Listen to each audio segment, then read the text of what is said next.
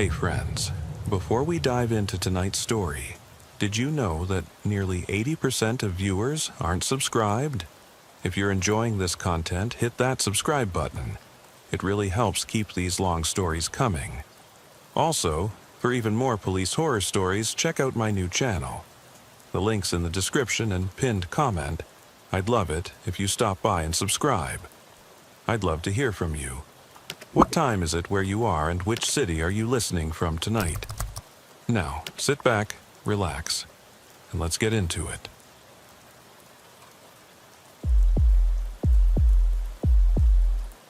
I pull out of the station at 20 minutes past midnight. Lights off, engine humming low. The air's cold enough to see my breath curl against the windshield. I head south on Monroe, past shuttered storefronts and the empty parking lot where the neon sign buzzes its last half-dead glow. My cruiser's radio crackles once, a fragment of somebody else's call, then silence. It's the kind of quiet that claws at your skin, makes every creak of the suspension and every hiss of tires on asphalt echo in your skull. I've been on these graveyard shifts for close to 20 years now. I know where the shadows gather thicker, behind the dumpster at 3rd and High, in the strip of alley between the laundromat and the pizza joint, under the flickering lamp by the railroad overpass. Tonight, though, something feels different.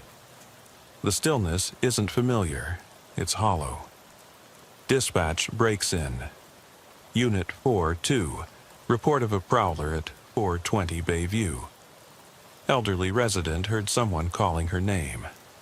My stomach turns over. Bayview's 6 miles east, a sleepy neighborhood of single-story homes and tidy lawns.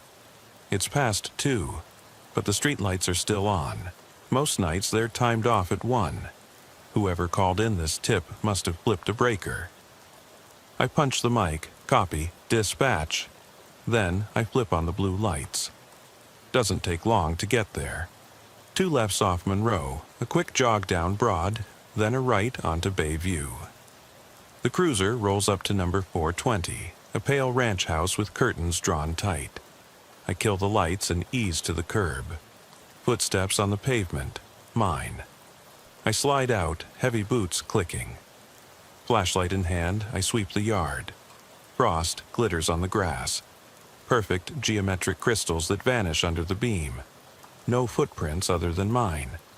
No movement behind the windows, no sign a car ever pulled up. I call out, "Ma'am?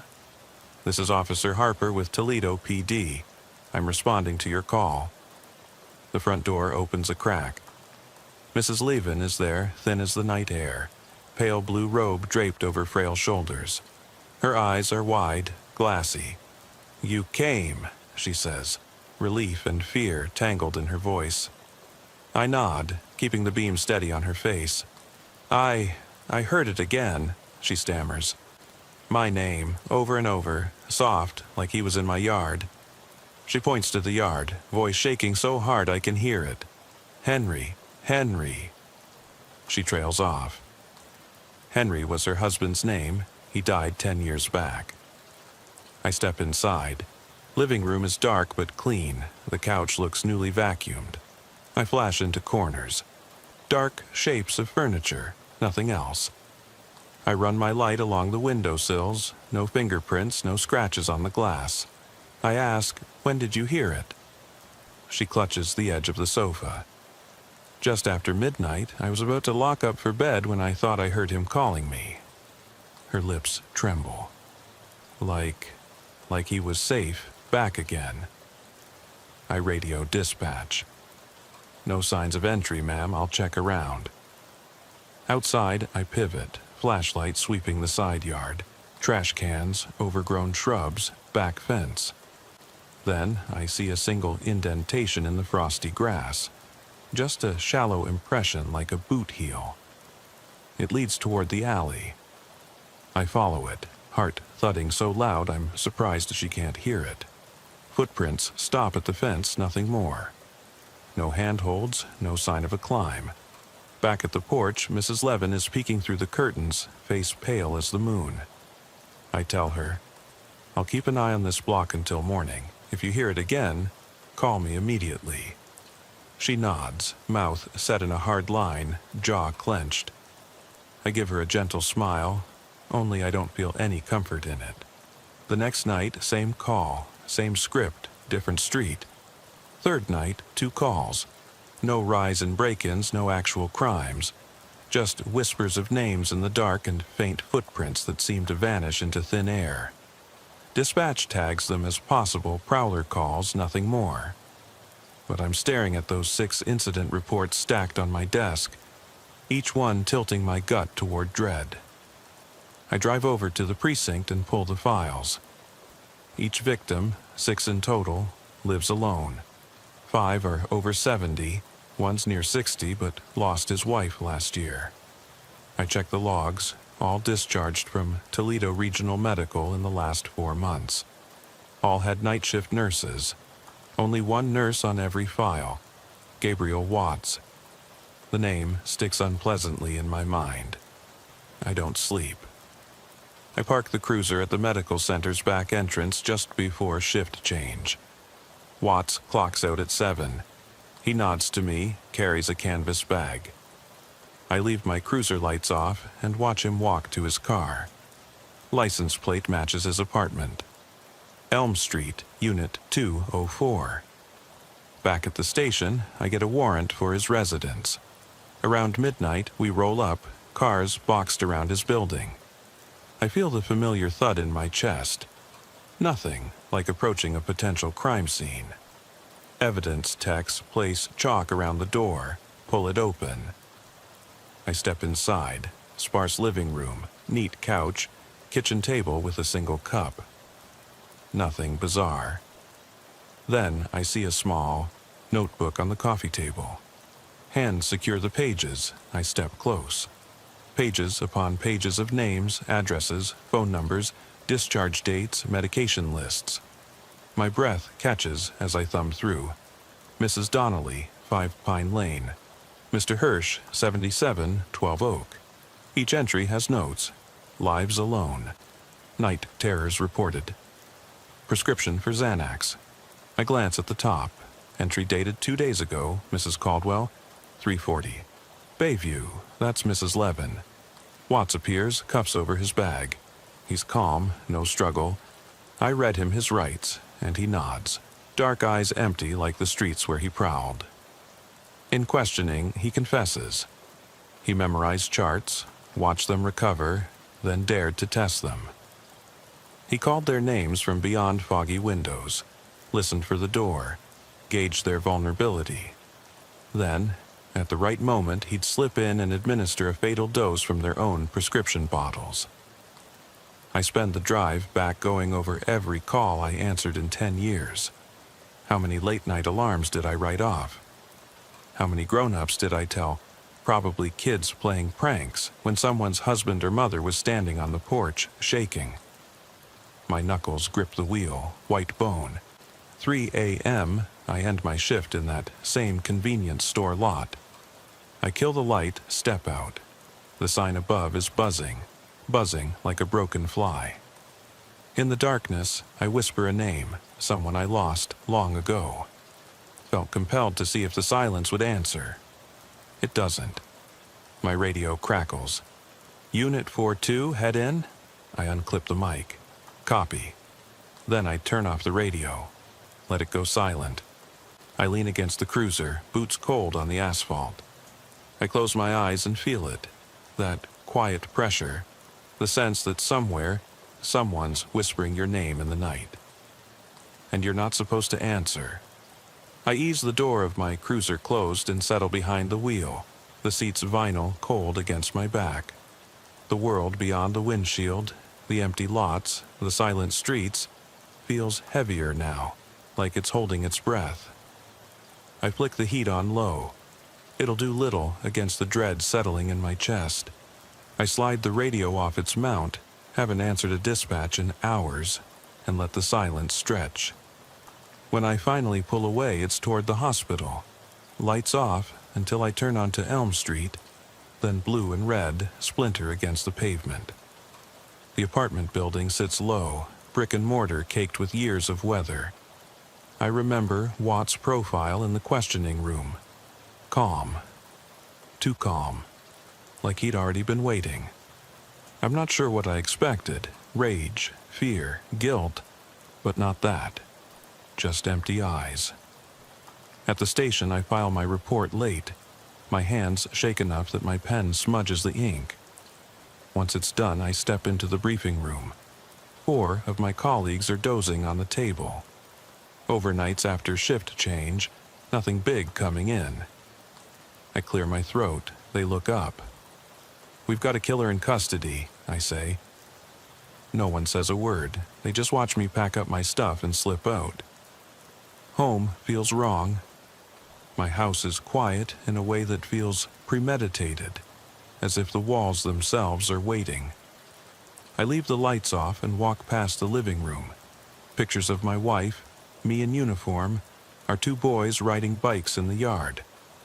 I stop at the mantel, stare at the frame. I haven't looked at it much in weeks. I turn away and climb the stairs. My bedroom is messy. Patrol jacket draped on the chair, boots by the door. I shrug out of my uniform, change into sweats, and crawl under the covers. The thermostat clicks off the heat, and I lie there in darkness. My mind drifts back to Mrs. Levin's face, the edges of her robe glowing in my flashlight beam. Back to the notebook, pages of lives mapped out like prey. I wonder if he ever smiled when he read those names, if it gave him something like satisfaction. Sleep comes in fits. I dream of footsteps trailing through my childhood home, of someone calling my name from the upstairs hallway. My voice is trapped in my throat. I can't answer. I wake jolting, the springs creaking beneath me, and lie still, listening for the echo. I'm back on the road before dawn. My cruiser idles at the station, waiting. Dispatch comes in with routine calls, alarm at the steel mill, a fender bender on I-75 southbound, but each beep makes me flinch. I long for another prowler call, just to feel that familiar rush. Instead, I submit to the paperwork, counts, stats, mileage. By mid-morning, I'm sitting at my desk staring at a case file from 6 months ago. A man in a rural stretch outside Toledo. Late-night call to help with an unresponsive patient. Death ruled natural causes. The nurse on duty, Gabriel Watts. My pulse spools tight.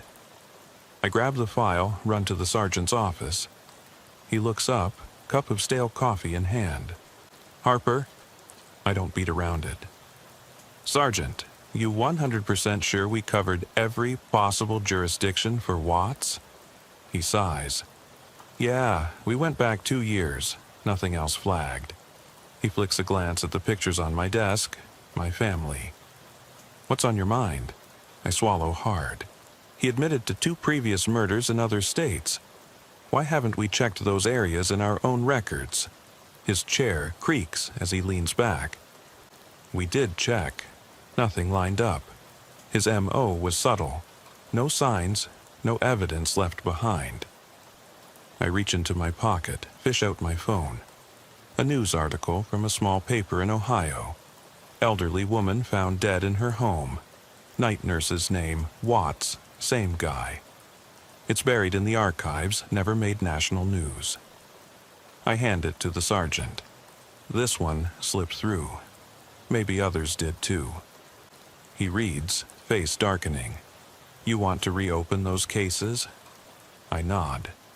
"Interview families, look at the records, anything you can find." He pushes the article back.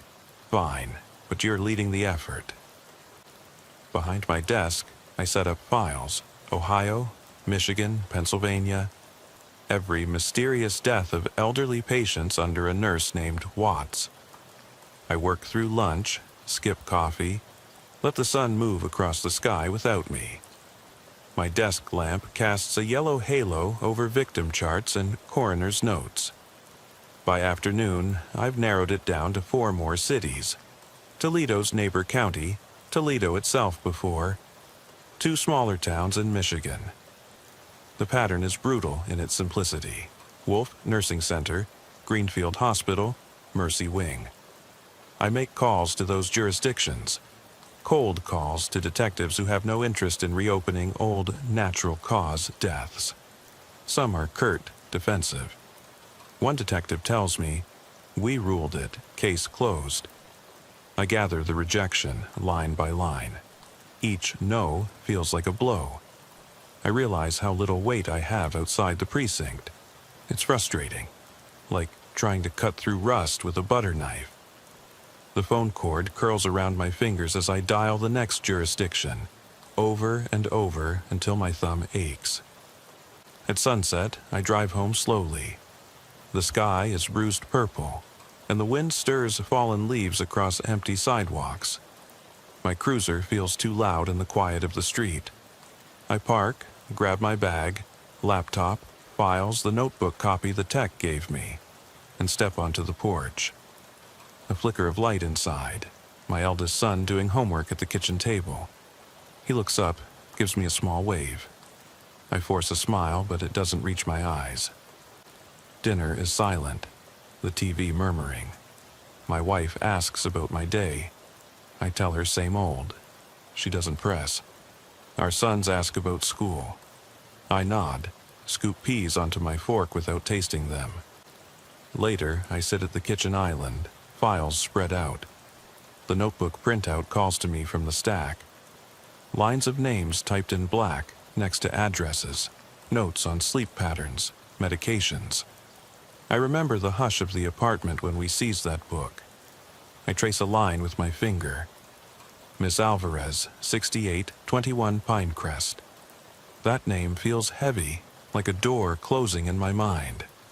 Night falls and I'm back in uniform. I drive patrol in circles, hour after hour. Lights off, radio muted. The air is thick with premonition. Every shadow shifts when I pass. Each window seems to hold a face studying me. A call finally comes just after 11. A domestic disturbance, nothing serious. I answer it because it's better than nothing. The couple argues, I break them up, write a note, move on. It's routine, antiseptic. But afterwards, I sit in my cruiser and let the hush settle again. I close my eyes. I hear a voice, soft, intimate, a hushed syllable of my name. It's so close I startle, whip the door open, flashlight sweeping across an empty sidewalk. No one there, just wind. I breathe in slowly, let it out. I climb back in, close the door, lock it. I leave the radio off. The night stretches ahead, empty and expectant. And somewhere, in the thick air behind me, someone is calling my name. I ease out of the residential district and head back toward the riverfront. The street lamps overhead spaced so far apart, the darkness creeps in between them like ink spreading across paper. My cruiser glides over the cracked asphalt of Riverside Drive, the wheels whispering against the brake lines. I've been here dozens of times, solo night patrol, watching for joyriders or drunks stumbling home. Tonight, I keep expecting something else. A shape at the far edge of the road, like a human outline that melts when I flick on the high beams. I park by the inlet where the old steel mill's silhouette lingers against the sky, massive girders like carcasses of long dead beasts. The water ripples in the moonlight, silver and cold. I step out, boots crunching on gravel.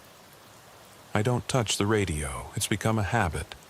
Silence beyond dispatch makes it easier to hear things, both outside and inside my head.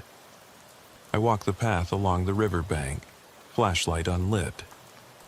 There's a bench here, rusted metal arms curling like claws, and I sit. I remember the first time I came here, early in my career, rookie jitters, thinking the darkness itself was the worst threat. That was before I learned fear lives in waiting. Now I sit, lean forward, elbows on knees, and listen. Wind stirs the reeds, the river sighs. A dog barks somewhere up the street. No, footsteps direct behind me. No whispering voice calling, but I feel it. A presence, not malevolent exactly, more like a question suspended in the cold air. What are you listening for?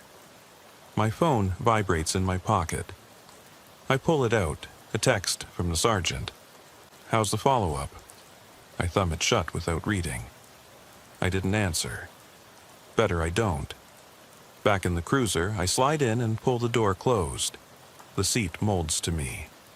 I drive in low gear, windows cracked just enough for the wind to hiss in, carrying scents of river brine and something sharp, like ozone after rain. I follow the river's curve toward the industrial district.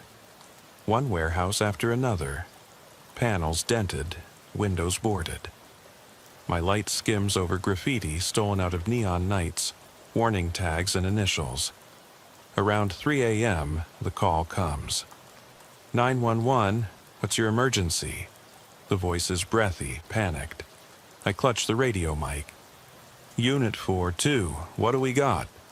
The dispatcher's tone is clipped. Caller reports someone. Someone banging on her back door, shouting her name. Elm Street, Mrs. Harper, no relation. I stare at the dash. Elm Street again. I know this neighborhood. Narrow driveways, hedges trimmed like geometric sculptures. No streetlights inside the blocks. I hit the siren, let it fade back to silence, then gun the engine. By the time I reach Elm, siren echoing against brick facades, I'm already unstrapping the seatbelt. I kill the lights, slip out with radio in pocket, flashlight in hand. Number 217. The house with the white picket fence and rose bushes that must have looked stunning come June. Now, in January frost, the stems are skeletons.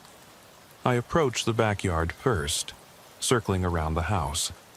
No footprints in the snow, bare unless you count my own tracks that glisten under the beam. The fence gate is ajar, scraping against the post with a rasp. I open it fully, stepping inside.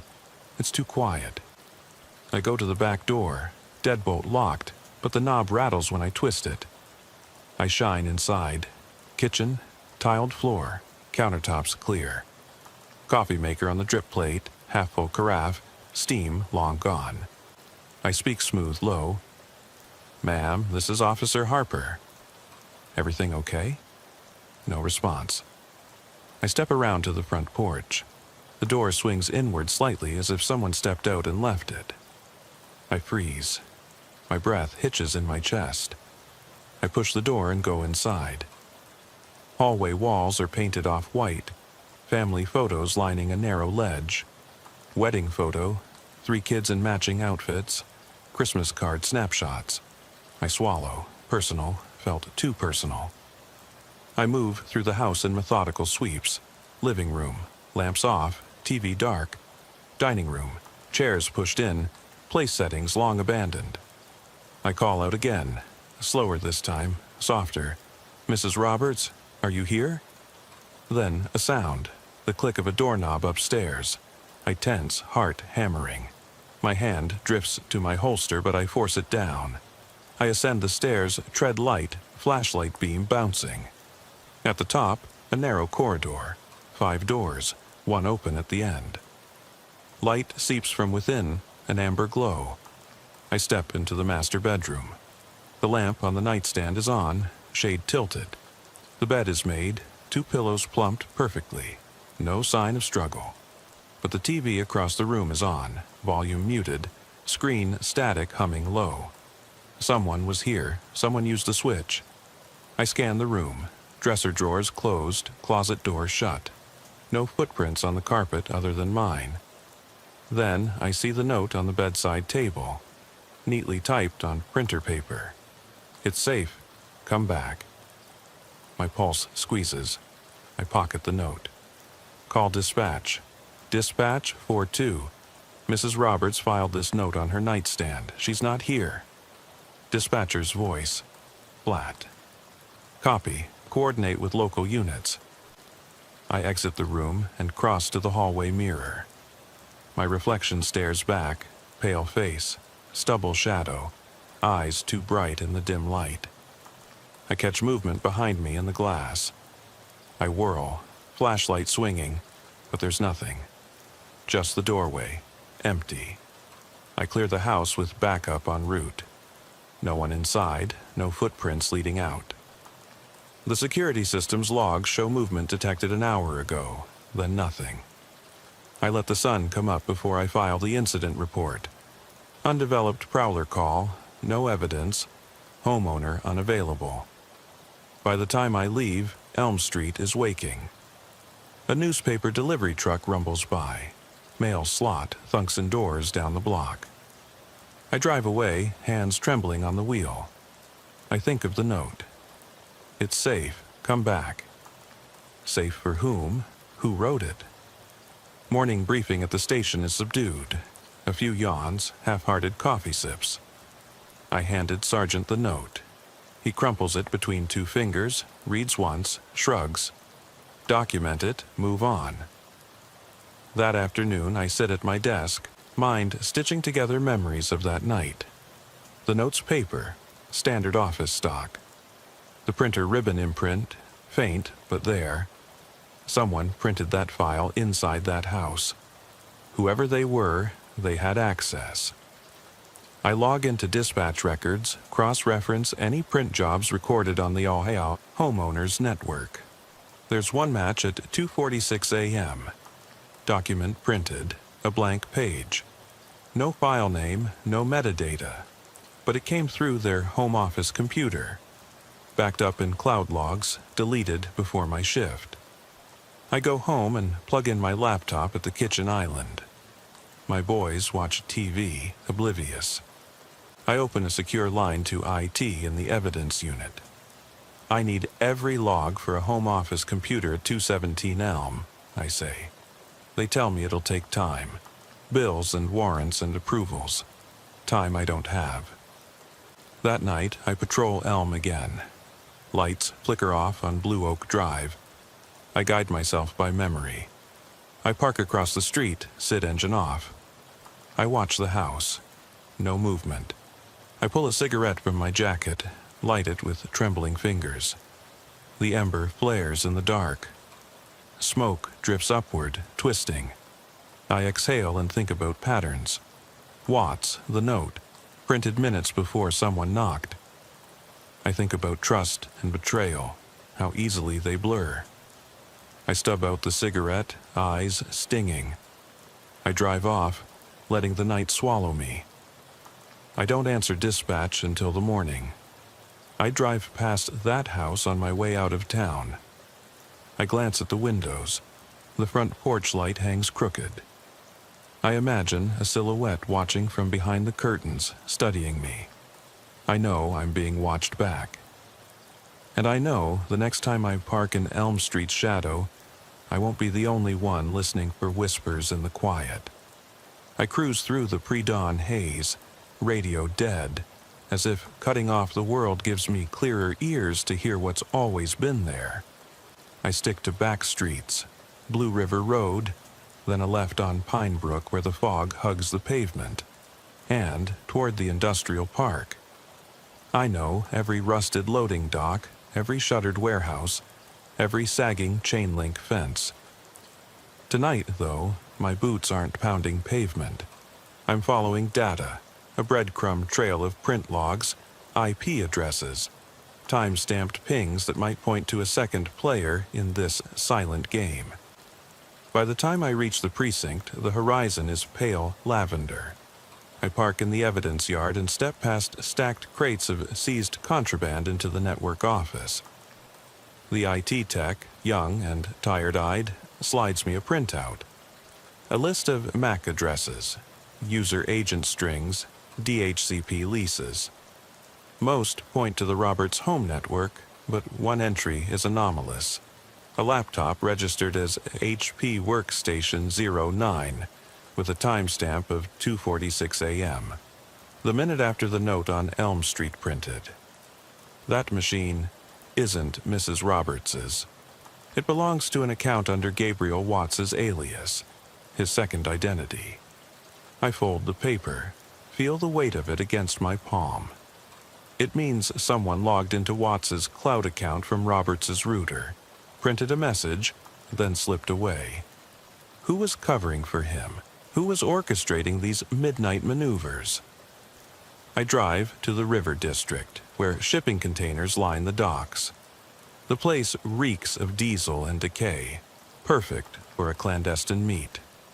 I park in a shadowed turnoff, kill the engine, and wait. Light seeps across the sky. Soon, a figure appears.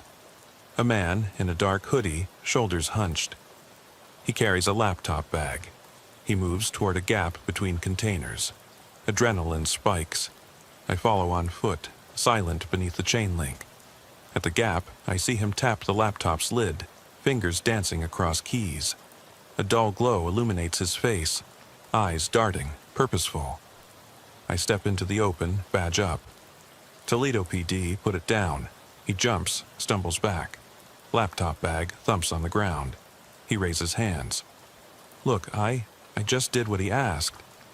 Voice raspy, panic beneath. He said he needed help. I thought he was doing research. He's young, early 20s, pale, haunted. I cuff him, radio for backup. One suspect in custody, minor role. Bring a forensics team. In the cruiser, he mumbles an address, an abandoned row house on Garland Avenue. He says it was Watts's safe house where they printed notes and planned extractions, where he stashed files listing names of potential next victims. He thought they were gathering information for a novel about elderly abuse, nothing more. He's lying, but his fear is real. I spend daylight hours at Garland. Forensics, teams, canvas, dusty rooms, old newspaper clippings tacked to walls, maps of suburban blocks, psychological profiles typed and laminated. In one corner, a battered printer stands silent, sheets of half-printed notes scattered across the floor. She'll know who I am, one page reads, aborted mid-sentence. I map every address to my call logs. Each link feels like another stone in my chest. I realize Watts's plan wasn't just opportunistic murders. It was a network, a system of informants, of printed lures, of psychological triggers calibrated to shake someone's sense of safety. Back at my desk, I stare at blueprints of the Roberts home, overlaid with heat maps of patrol coverage. I draw lines between points. Hospital discharges, phone call timestamps, print logs, suspect meetups. The pattern is no longer random. It's a spider web. Watts at the center. These shadows spinning threads outward. I take the files home. My wife asks if I'm okay. I lie and say just paperwork. I eat a stale sandwich in the dark, alone at the kitchen island, page through photos of suspects and victims. The young accomplice's image blurs in my mind into the face of my own boy. Imagine him drawn into something like this, a pawn in a predator's plan. Night falls again. I drive Elm Street, Pinecrest, Bayview, back to Maple. I grow adept at spotting anomalies. A porch light flicker where it's never flickered before. A car parked too close to a driveway. A curtain twitch when no one should be awake. I jot notes in a weathered notebook. Addresses, times, gut instincts. At 2:46 a.m. on Parkwood Lane, I pull the cruiser onto the grass verge. A single lamp burns outside a bungalow. I kill the engine, slip out. No radio. I approach the front window, beam the flashlight at the sheer curtains. Something moves, a silhouette turning away. I knock on the door. Footsteps shuffle inside. The door swings open. A woman stands there, eyes red-rimmed. "Officer?"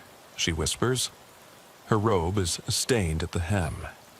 She glances at the yard, no footprints, though frost covers the ground. Then she steps back as if pulled by an unseen hand. I shine the light over her shoulder. In the corner of the living room sits the young accomplice, slumped on the couch, laptop open, printouts littering the table. He looks up, terror widening his eyes. I call dispatch. Unit 4-2, we've got 2 in custody.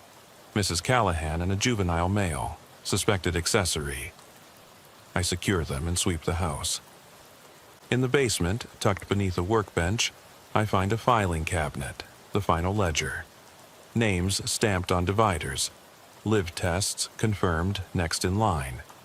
My finger traces across dozens of entries, each one a life on the brink. I load the cabinet into the cruiser.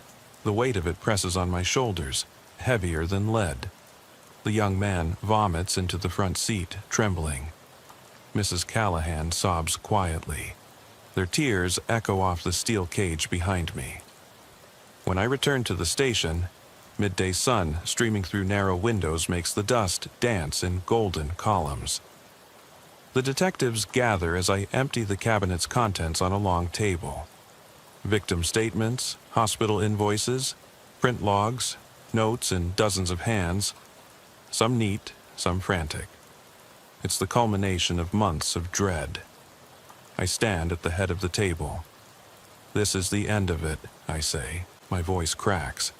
They won't hurt anyone else, but I don't believe it. I see the ledger's pages as endless as a phone directory.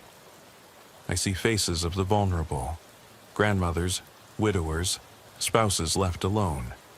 I remember the quiet calls, the steps in the frost, the whisper of names in the dark. I realize the terror isn't over. It's woven into the night itself. After the meeting, I step outside into a courtyard. The sunlight feels too bright, too honest. I close my eyes and tilt my head upward. Let the warmth wash over me. For a moment, I'm free of shadows. That evening, I sit in my cruiser along Riverside Drive, parked exactly where I began. The world is darkening. The river murmurs below. I open the glove box and take out Mrs. Levin's note. He's gone. It's safe now. I stare at the words until they blur. Then I pocket the paper, kill the lights, and drive off. The night welcomes me back like an old friend. And somewhere, in the hush between breaths, I feel my own name being called. I don't stop. I don't answer. I head east on Riverside Drive, past the skeletal remains of the steel mill, headlights cutting through drifts of fog that pool beneath the overpasses. My cruiser's heater hums low, exhausted from hours of use, but I leave it on. The warmth clings to me like a fragile shield. I'm restless. Daylight investigations unveiled old tragedies, but nights hold the unanswered questions. I need to feel the pulse of the city at its most vulnerable hour. On the west end of town, I turn onto Old Mill Road, a narrow lane lit by a single flickering lamp at the entrance to an abandoned paper factory. Its red brick walls pockmarked, windows long gutted. It stands like a mausoleum of industry. I kill the engine and listen. The only sound is distant traffic on the highway, muffled through the decaying walls. I slip out, boots crunching broken glass. I cross the yard toward the main doors. The lock is rusted but intact. I pop it open with a shove. Inside, the cavernous space is coated in dust, so thick it caught every stray beam of streetlight from outside.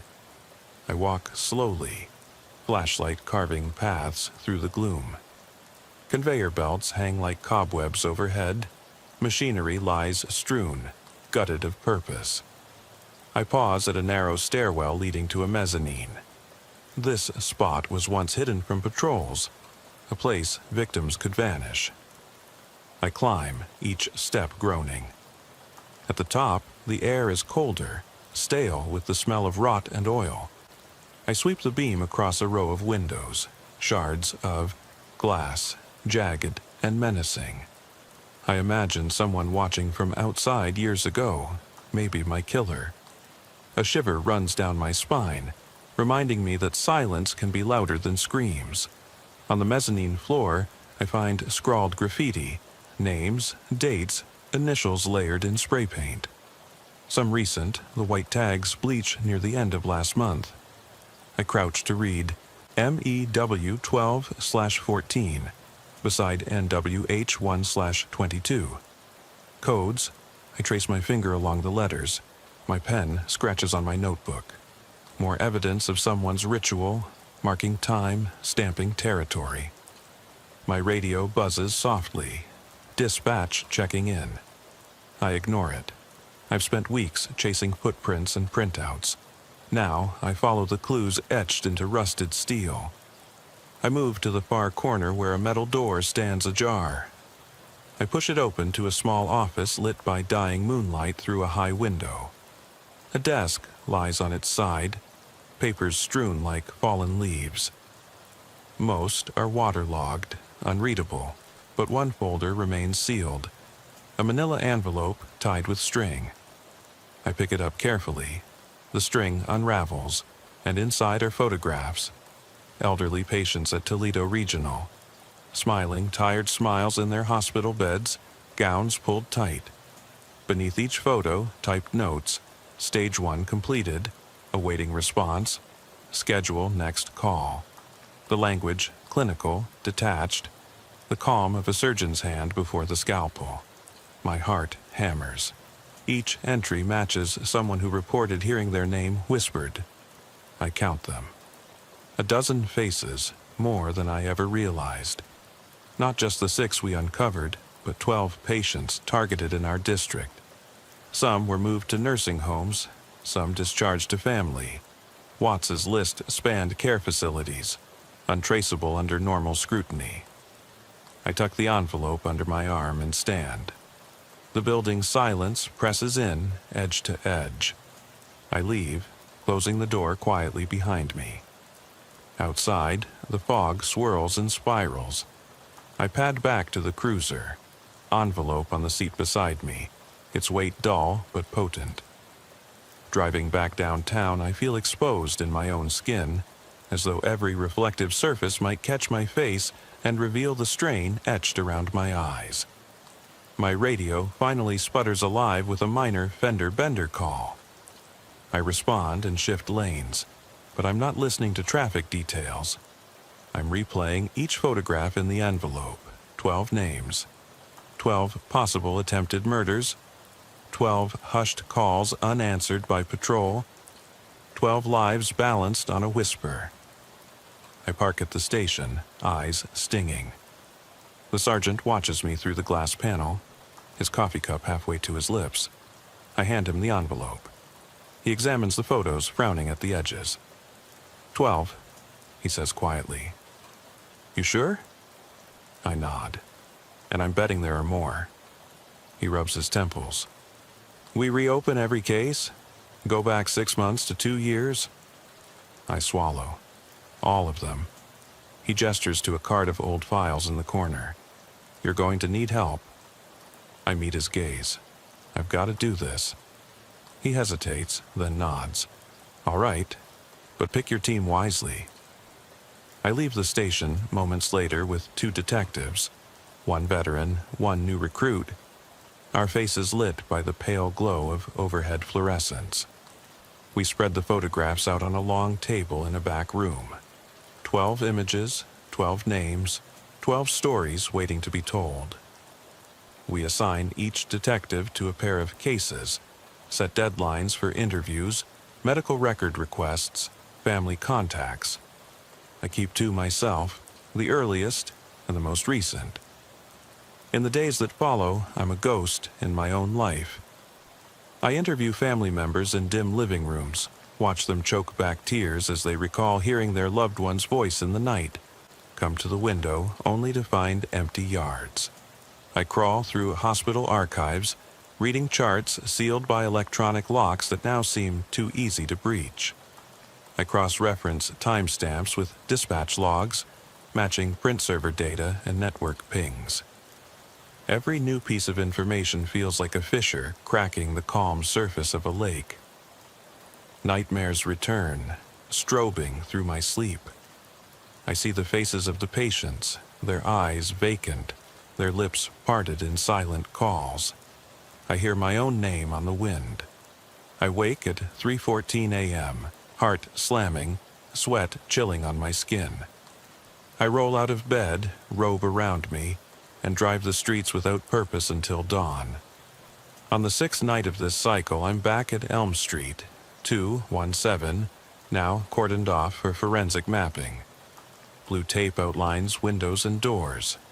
Detectives pore over evidence logs, marking footprints in snow with spray paint. The LED bulbs of inspection lights carve halos in the yard. I stand with a witness, the husband of Mrs. Roberts, watching him point to the closet where he found her note on the floor. He speaks softly. I can't believe I didn't see it. She was terrified for weeks. He covers his face with his hands. I place a hand on his shoulder. You'll get answers, I say, though I'm not sure I believe it. I return to my cruiser, the envelope still heavy on the passenger seat. I open it. Again. Smudged fingerprints on the photos, notes scribbled in margins. I let the pictures fall over my lap, one by one, until only the first remains. A shot of Mrs. Caldwell, eyes haunted, night nurse's name printed beneath. I stare at it until I can no longer tell where her face ends and mine begins. I slip the photo back in the envelope, seal it, and pocket the string tie. I climb into the driver's seat, start the engine, and flick on the headlights. In the beam's edge, I glimpse the outline of the house fading into night. I drive away, radio off, feeling the weight of 12 stories pressing on my spine. 12 whispers in the dark, each one a question I can't answer. As I merge onto Riverside Drive, I decide I'll return to the paper factory tomorrow. Re-examine the mezzanine graffiti, follow those cryptic codes. And I'll keep the envelope with me, a reminder that my duty doesn't end when the lights come on. Tonight, I'll answer every dispatch until the sun rises. I'll chase down each stray call, no matter how small, because I've seen what happens when silence grows too deep, how it gives monsters strength.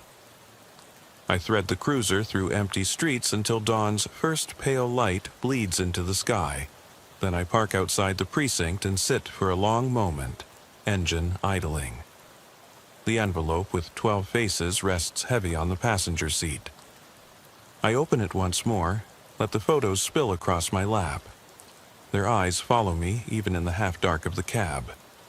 I slip them back in order, earliest to latest, and tuck the bundle into my coat pocket. I step out, close the door with care, and head inside. The station smells of stale coffee and inked paper. Detectives move in slow circles, trading case files. I cross to the evidence room, badge at the ready. The sergeant stands in the haze of fluorescent light. He nods. No words needed.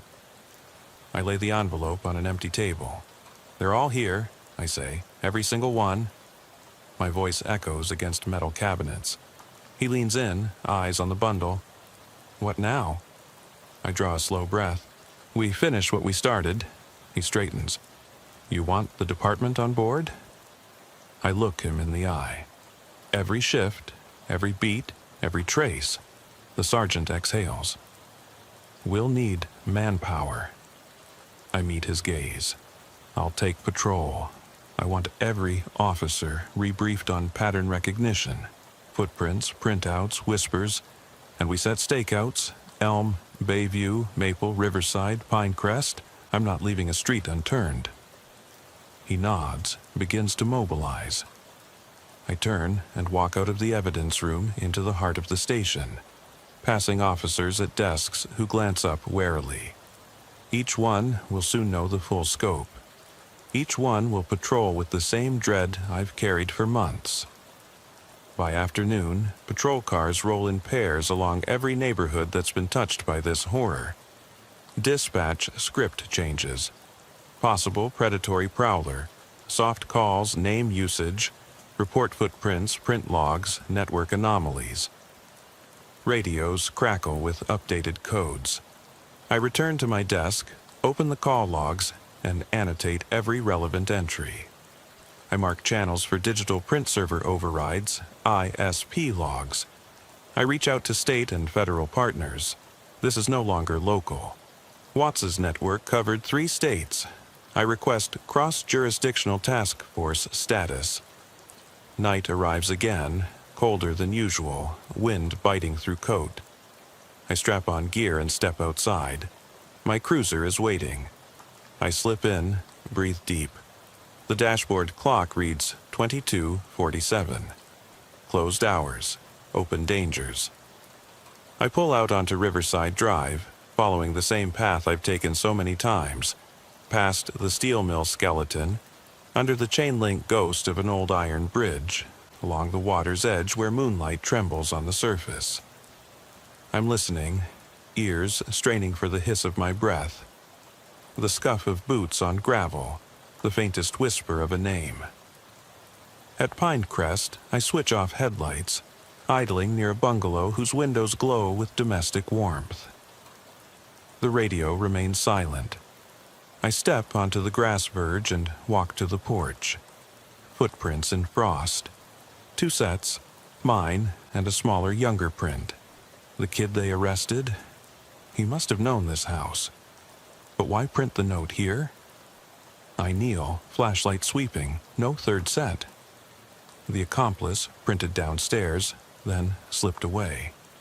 Someone else must have met him, another node.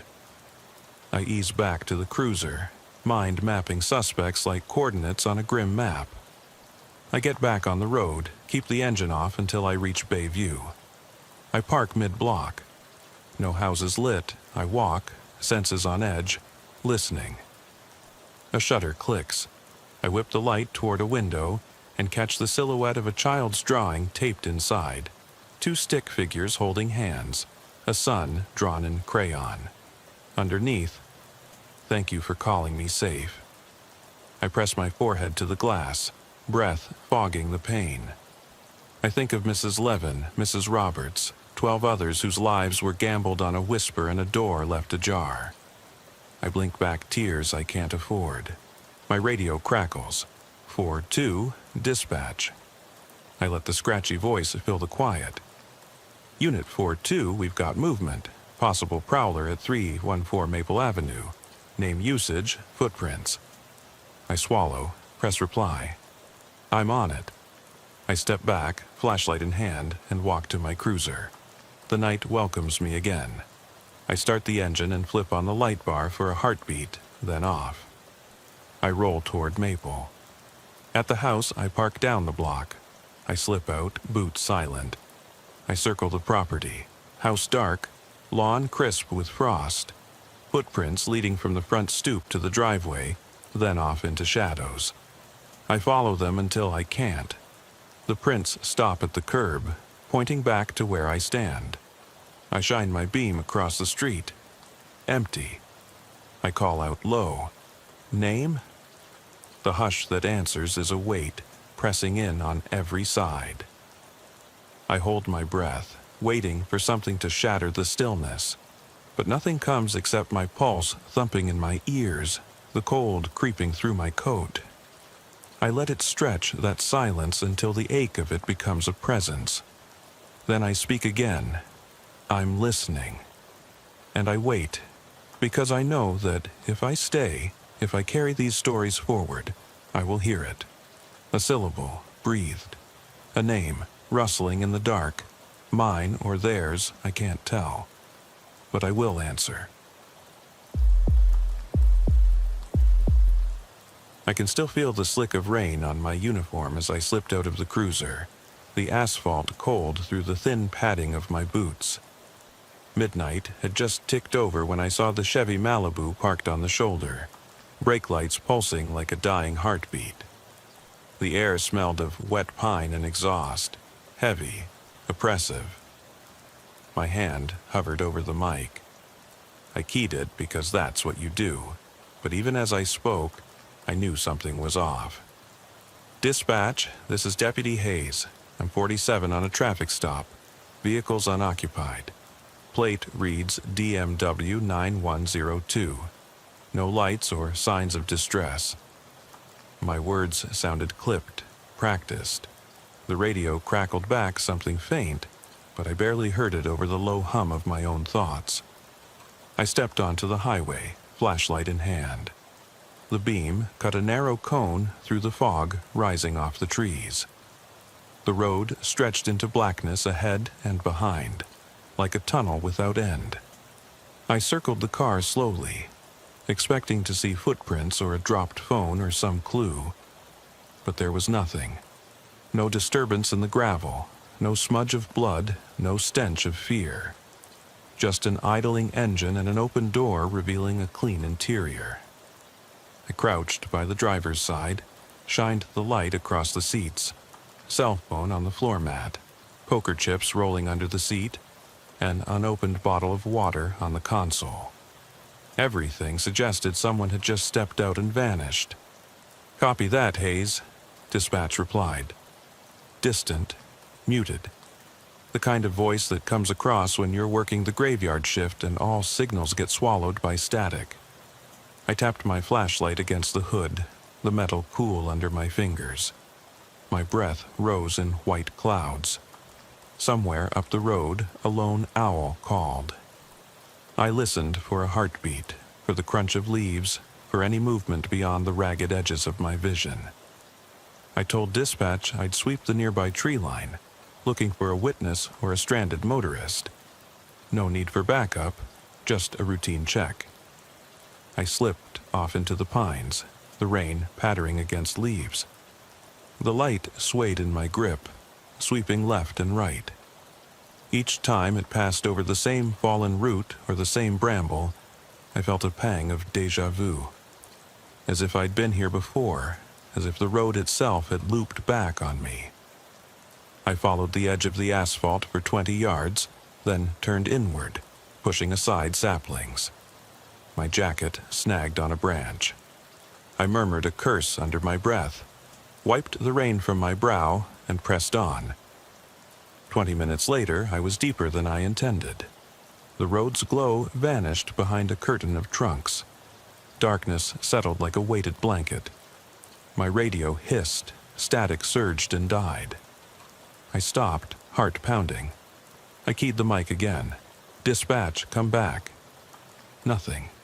My light wavered as I turned in place, trying to pierce the dark. Every step now felt calculated, deliberate. I listened to my boots on damp earth. The closer I got to a stand of pines, the more the world seemed to tilt, like I was walking inside a slowly spinning carousel. My pulse thumped in my ears so loudly I nearly thought it would burst. That's when I saw it. A flicker of movement beyond the trees. A flash of white that couldn't be a raccoon or a possum. I called out, voice low. "Hey, you there?" My flashlight darted toward the shape. Nothing. Just empty space and the hushed flurry of needles underfoot. I circled, following a faint trail of trampled grass. A child could have walked through here. A grown man could have sprinted. I thought of the missing reports. 3 others in the past decade found just like this. Doors ajar, engines humming, no footprints, no calls for help. It was like the road itself swallowed them whole. I radioed dispatch one more time before I lost signal entirely. My voice sounded hollow. "Dispatch, Hayes. Call it in. I'm in the tree line about 100 yards off the shoulder. No visual on the driver.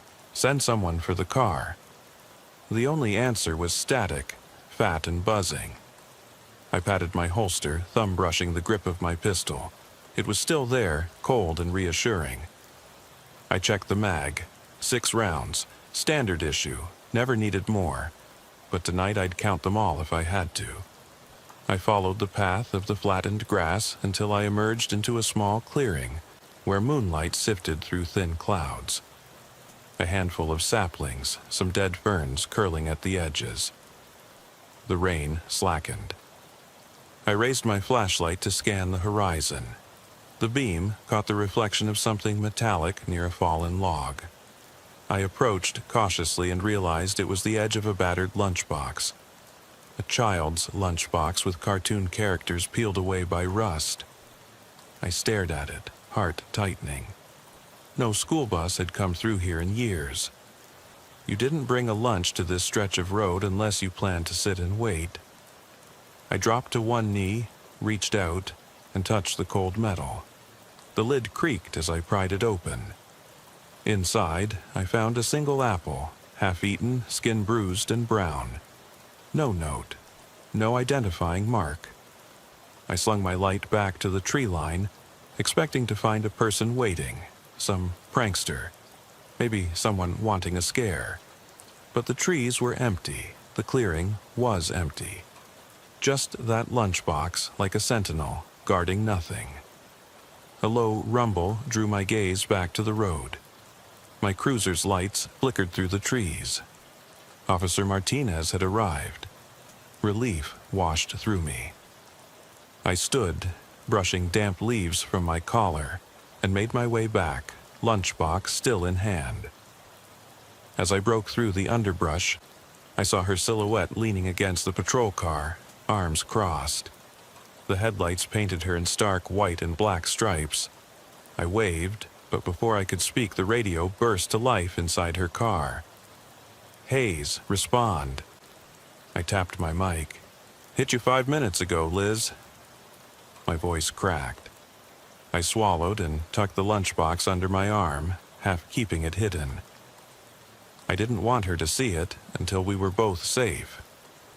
We walked back together, lights spinning off raindrops, and I gestured toward the open door of the Chevy. Her brow furrowed. Inside, everything was unchanged. Papers on the seat, water bottle still in its holder. She stepped forward, leaned in, and whispered, "Hayes, where's the driver?" I handed her the lunchbox. Her jaw slackened. "What the hell? Why would someone leave this here?" she asked. I shook my head. "I don't know, but if they walked off this far, they might have kept going." My voice was quiet, too quiet. I stared at the ridge of trees beyond the hood, where the woods looked thicker than I remembered. The air had gone still. Not a breeze stirred the pines. The rain had stopped. And in that hush, I felt something shift. A weight in the air, like the world was holding its breath. We called it in to dispatch, missing person, possible search. Martinez stayed by the Chevy while I circled again, this time staying just beyond the edge of the headlights. Each flashlight sweep turned up empty glimpses. A broken bottle, a patch of mud, a snake too quick to see. Nothing that explained why someone would abandon a car with the keys inside. Nothing that explained the apple. By the time backup arrived, we had a half-dozen deputies fanning out in pairs, grid patterns over the forest. Dogs on leashes, techs with infrared scopes aimed at treetops. The CB was alive with chatter, pagers buzzing, but the search yielded nothing. After an hour, the dogs lost the scent. After 2, the infrared showed only heat signatures of police jackets. Nothing else moved. The storm rolled in again. Lightning tore across the sky, illuminating the road in stark, buzzing blue. I watched the flashes, heart thrumming with each crack. In one burst, I thought I saw a figure standing by the Chevy, tall, still, watching. But the next flash showed only Martinez standing by the driver's side. I shook my head. My senses were on edge. My skin prickled. I kept waiting for something, a call, a scream, a movement, to justify the way my gut twisted. At 3 a.m., we called off the search for the night. Martinez and I huddled under an awning of her cruiser, sipping lukewarm coffee from styrofoam cups. The rain pelted the metal roof overhead, a drumbeat in my skull. I stared at the lunchbox between us. She asked what got me so rattled. I wanted to tell her I wasn't rattled, that it was just an empty case and a rotten apple. But the truth stuck in my throat. I said, "It's not what we see, it's what we don't see." The silence, the car running, the door open, the lunchbox alone. My voice shook. She glanced at me, eyes searching. The kind of look that makes you wonder if you're losing your mind. We logged the incident and towed the Chevy. A tech processed the lunchbox as evidence. Martinez and I rode back toward town in separate cars, each lost in our own thoughts. My lights cut narrow beams through the rain. The radio was dead quiet. No traffic calls, no routine check-ins, just my own breathing in the cab. At home, I peeled off my boots in the hallway, the rainwater dripping onto the tile. My wife, Caroline, greeted me with a kiss that tasted of midnight and worry. I forced a smile, said it was just another abandoned vehicle. She nodded and wrapped her arms around me, but I could feel her shoulder press as if she sensed the weight I carried. Inside the house, I could still hear the echo of the forest, the hush between raindrops, the static on the CB, the laughter of the wind coursing through pines. And deep down, I knew this was only the beginning. Because roads like that have memories. They keep the secrets of those who vanish. And sometimes the shadows aren't empty. They're holding something you'll never find. The morning sun did nothing to lift the weight in my chest. 11 days had passed since the Chevy incident, and the office still hummed with questions nobody could answer. I was back on the road at midnight, seat warmed by my own body heat, coffee gone cold in the cup holder. The dashboard clock read 11:02 p.m. as I turned onto State Route 63. Mile marker 12 passed in my headlights. Marker 13. I'd driven this road more times than I cared to count, but tonight it felt foreign, like returning to a house where you once lived, only to realize the furniture has shifted and the walls have bled shadows in the corners. I tried to shake it off, radioing dispatch. Haze to dispatch, routine patrol. All quiet. Static answered, louder than the voice on the other end. I flicked the volume knob. Static settled into a low hiss. My eyes darted to the mirror. For a moment, I thought I saw movement.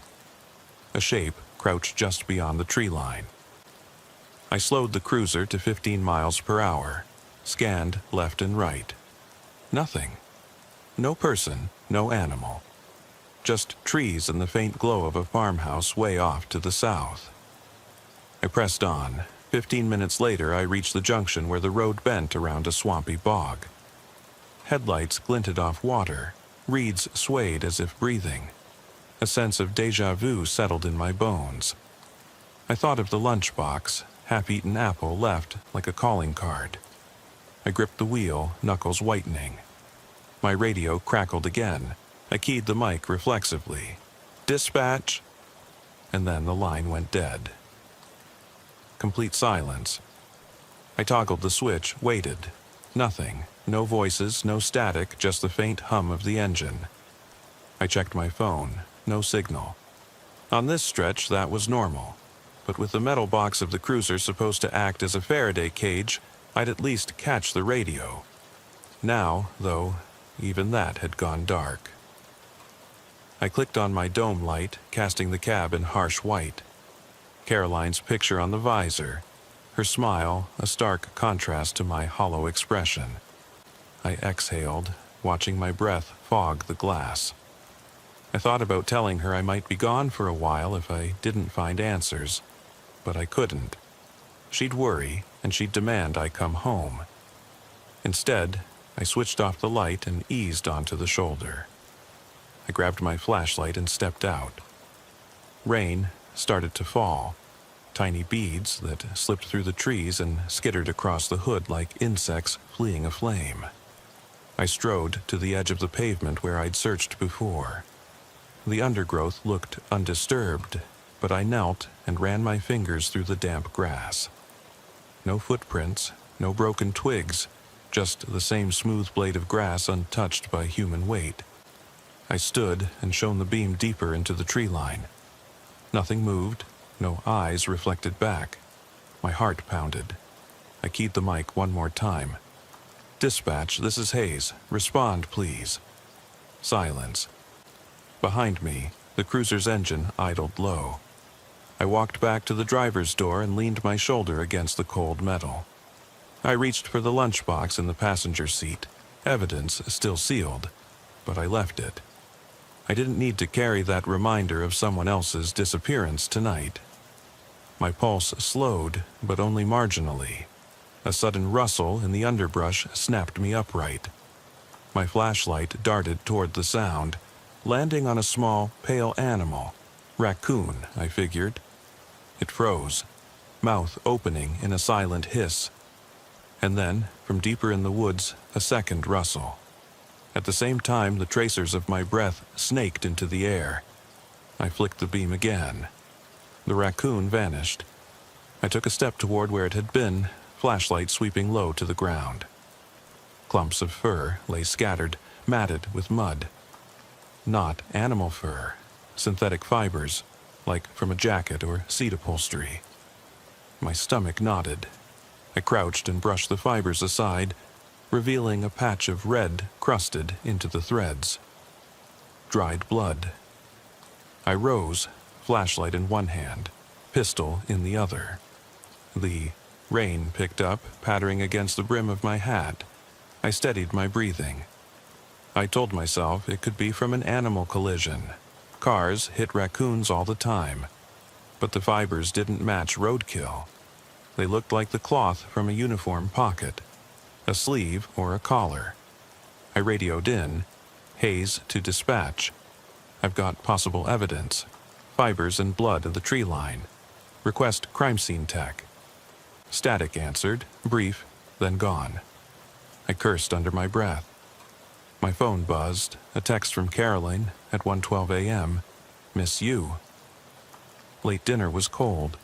I stared at the message, thumb hovering. I wanted to reply, to tell her I'd be home soon.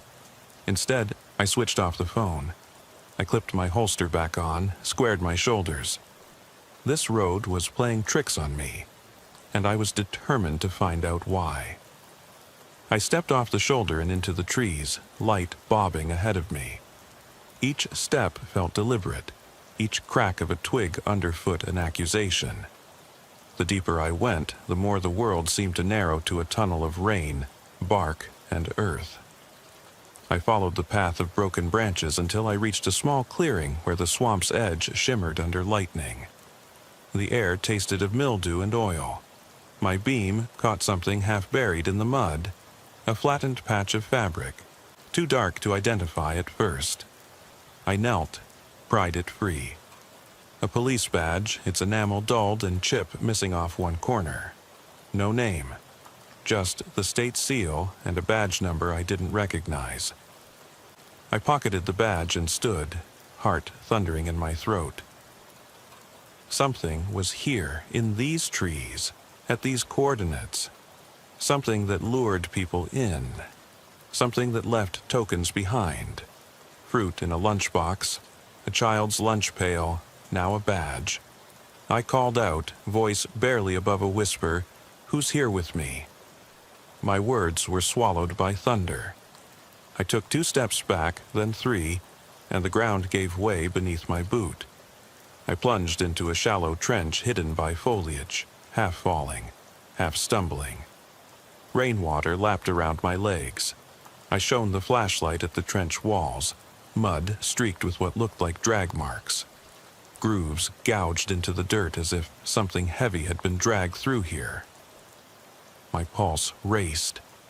I climbed out, scrambling, heart pounding. I spotted a line of footprints etched into the mud. Bare footprints, no boots, just imprint of toes and heel. They led deeper into the swamp, toward a stand of cypress trees whose knees jutted from the water like jagged teeth. I studied the prints. They were fresh, only minutes old, water still pooling in the depressions. I radioed dispatch urgently. Hayes to dispatch, update. Bare footprints in the mud, blood on my boots. Suspect or victim trail leading into the swamp. Request immediate backup and a boat unit. My voice trembled. Static answered faintly. Backup, ETA 30 minutes. then silence. 30 minutes? By then, whoever or whatever left those prints could be gone. I knew the area. 200 yards in, you're choking on mosquitoes. 600 yards, you're submerged waist-deep in black water. I debated turning back. Waiting for help was the protocol. But I was the only one here, and someone might still be alive. I holstered the pistol and checked the magazine again. 6 rounds. I gritted my teeth and stepped forward. Each step into the swamp sank the sole of my boot further. The mud sloshed around my ankle, then calf. I kept the beam ahead, plastered on my forehead. The air was thick with rot. A whippoorwill called in the distance, another answered. The night creatures sounded ordinary, but the darkness felt like it had been waiting. 20 feet in, I saw the flash of something pale between the tree knees. Clothing. Flesh. I spun the light. Nothing for a heartbeat, then again, a pale arm laying on a cypress knee. I moved closer.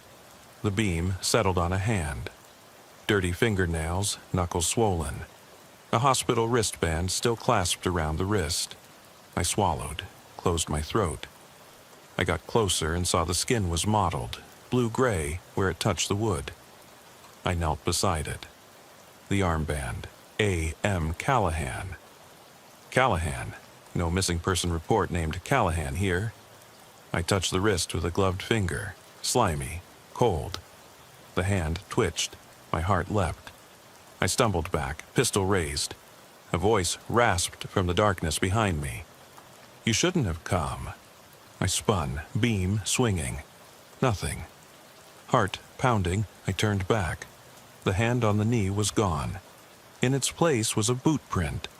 Barely visible, smudged as if dragged away. I ran. I crashed through trees, branches whipping my face, mud splattering my uniform. The swamp tried to pull at me.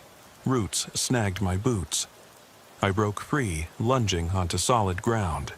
The cruiser's headlights shone through the pine, white god beams that felt like salvation. I slammed into the front bumper, chest heaving. I yanked the badge from my pocket and tossed it onto the hood. It skidded off into the grass. I climbed in, locked the doors, and gunned the engine. Tires spat mud as I peeled out onto the road. My radio sputtered. Static sizzled. Dispatch. "Hayes, respond! Hayes, respond!" I shut off the engine, sat for a breath. My vision swam. My radio crackled. "Back up just 2 minutes out. Are you safe?" My fingers trembled on the wheel. "I'm alive," I managed, "but I don't know what else is out there." I drove away, lights cutting through rain. Behind me, the swamp swallowed its secrets once more. The road lay empty ahead, but the darkness behind me had grown teeth. I could feel them brushing the back of my mind, waiting for me to turn around. The road felt endless as I drove on, the wipers scraping a hollow rhythm against the windshield. Behind me, the swamp's edge pressed dark and silent, but I dared not look back. I kept my eyes fixed on the yellow line, on the way the asphalt dissolved into black beyond the headlight beams. Dispatch crackled through the static. "Backup's 10 minutes out. Are you in a safe location?"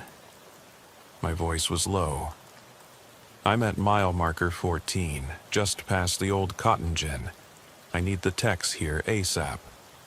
The reply was distant, promised, but I could hear the weight of hesitation. I turned off the road into the abandoned gin's parking lot.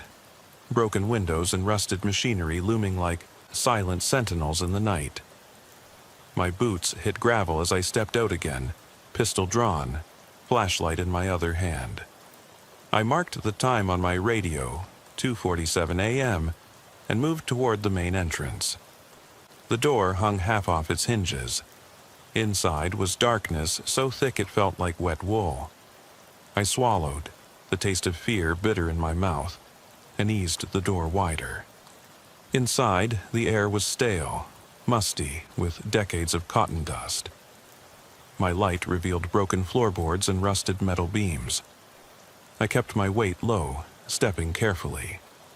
The beam landed on a large stain across the wooden floor, deep red, crusted like old varnish. I knelt, shined my light on it. Blood. Not fresh, but not long past either, perhaps hours old. I stood, and the beam caught something else, a long drag mark leading toward a side office. I followed the groove through splintered wood until I reached a small room with a desk and a filing cabinet. The desk drawer lay open. Papers were strewn across the floor. Ledgers from the 1990s, yellowed and brittle. I scanned them, but the entries made no sense. Names crossed out, dates out of order, locations that didn't exist. My heart thumped. I flicked through until I found an envelope marked confidential. Inside was a faded photograph of Deputy Forrester, younger, smiling, and beneath it a note typed on an old typewriter. Project Meridian, extract all subjects. No signatures, no dates. A shudder crawled down my spine. I placed the photo back and stepped out of the office, but the main room had changed. In the overhead light, shadow shapes pooled along the walls, vertical streaks that weren't there before. I spun the light around, but the emptiness stared back. The silence was deafening. My radio sputtered again. "Hayes, techs are 5 minutes out." I exhaled, raised the light, and swept the room one last time. On the opposite wall, scrawled in what looked like dried blood, were words. "They never leave." I froze. Every instinct screamed to run, but my feet were rooted. My mouth went dry. I felt the hairs on the back of my neck stand up. Then a single drop of water fell from the ceiling, plopping into a metal bucket beneath a rusted pipe. 1, 2. My floodlight swung toward the sound. The bucket was empty. The next drip sounded behind me. I spun, brandishing my weapon. The beam landed on a figure in the doorway. Tall, hunched, face hidden in shadow. My hand shook, every muscle tensed. "Show yourself," I demanded, voice trembling despite my efforts to stay calm. The figure didn't move. Then, without warning, it lurched forward. I fired once, twice, bullets cracking in the silent air. The shots rang out louder than thunder. The figure stumbled and vanished into the back hallway. My chest heaved. I holstered my pistol and moved toward the hallway entrance, light wavering across peeling paint. My boots clattered on concrete. I passed open crates and overturned chairs, each shadow a threat. At the far end, the hallway opened into a larger bay where machinery lay dormant. There, slumped against a metal support, was a man in a soaked uniform, Deputy Callahan. His eyes were wide and glassy. He tried to speak, but no sound emerged. I knelt beside him, checking for a pulse. His wrist, where the hospital band had been, was now bare, skin torn away. No band, no pulse. I looked up at the flickering bulb overhead. The light buzzed, then went out. Total darkness swallowed us. My radio erupted. "Hayes, you there? HQ wants status." I fumbled to switch to my belt radio. I found Callahan. He's dead." My words felt hollow. My breath came in ragged gasps. Behind me, something shifted in the blackness. Just outside the reach of my light, I backed away slowly, calling into the dark, "If anyone else is here, make yourself known." Silence. Then a wet scrape, like fingernails on metal, reverberated through the building. My blood ran cold. I sprinted back the way I'd come, thrashing through crates and debris, heart pounding like a war drum. The front entrance was a yellow glow ahead. I burst through the door, rain soaking me instantly. I didn't stop until I was back in the cruiser, slamming the door shut. I peeled out of the lot, tires spitting gravel. The engine roared as I sped toward the road. I radioed dispatch one final time. Hayes to dispatch. Major crime scene at the old cotton gin. I need every unit you can spare, and send a coroner. My voice was steadier now, but hollow. The storm behind me was dying down, the rain thinning. As I drove away, I caught my reflection in the rearview mirror.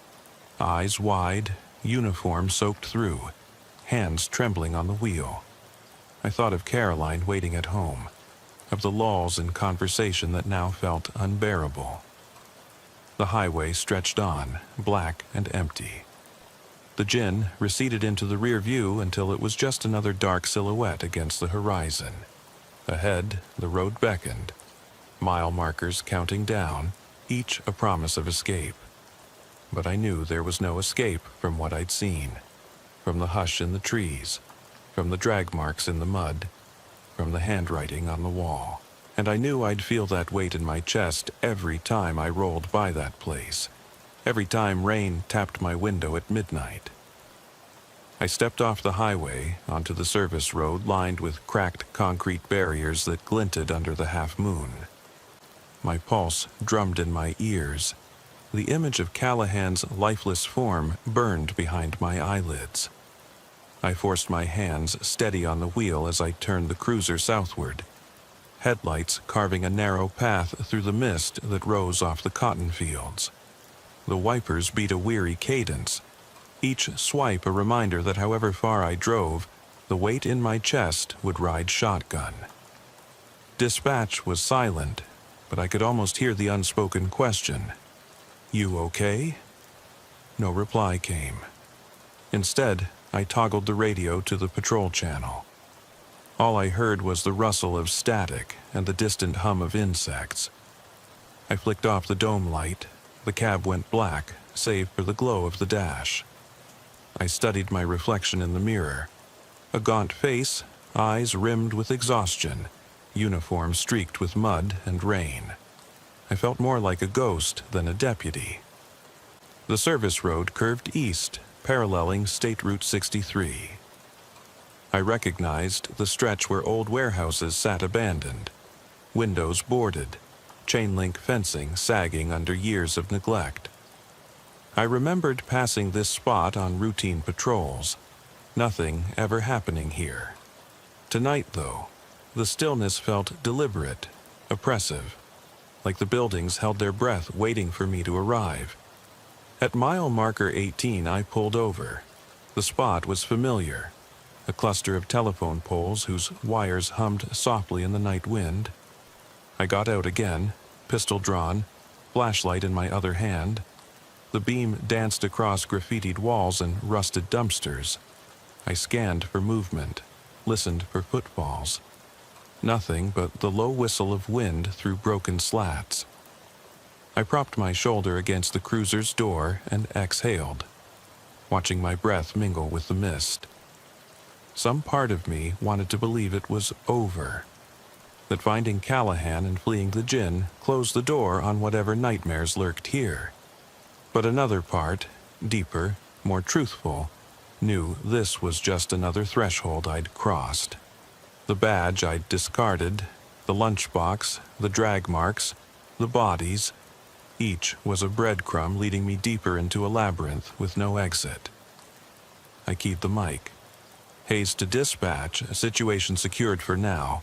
Callahan's body at the gin, techs on scene. I'm standing by at marker 18.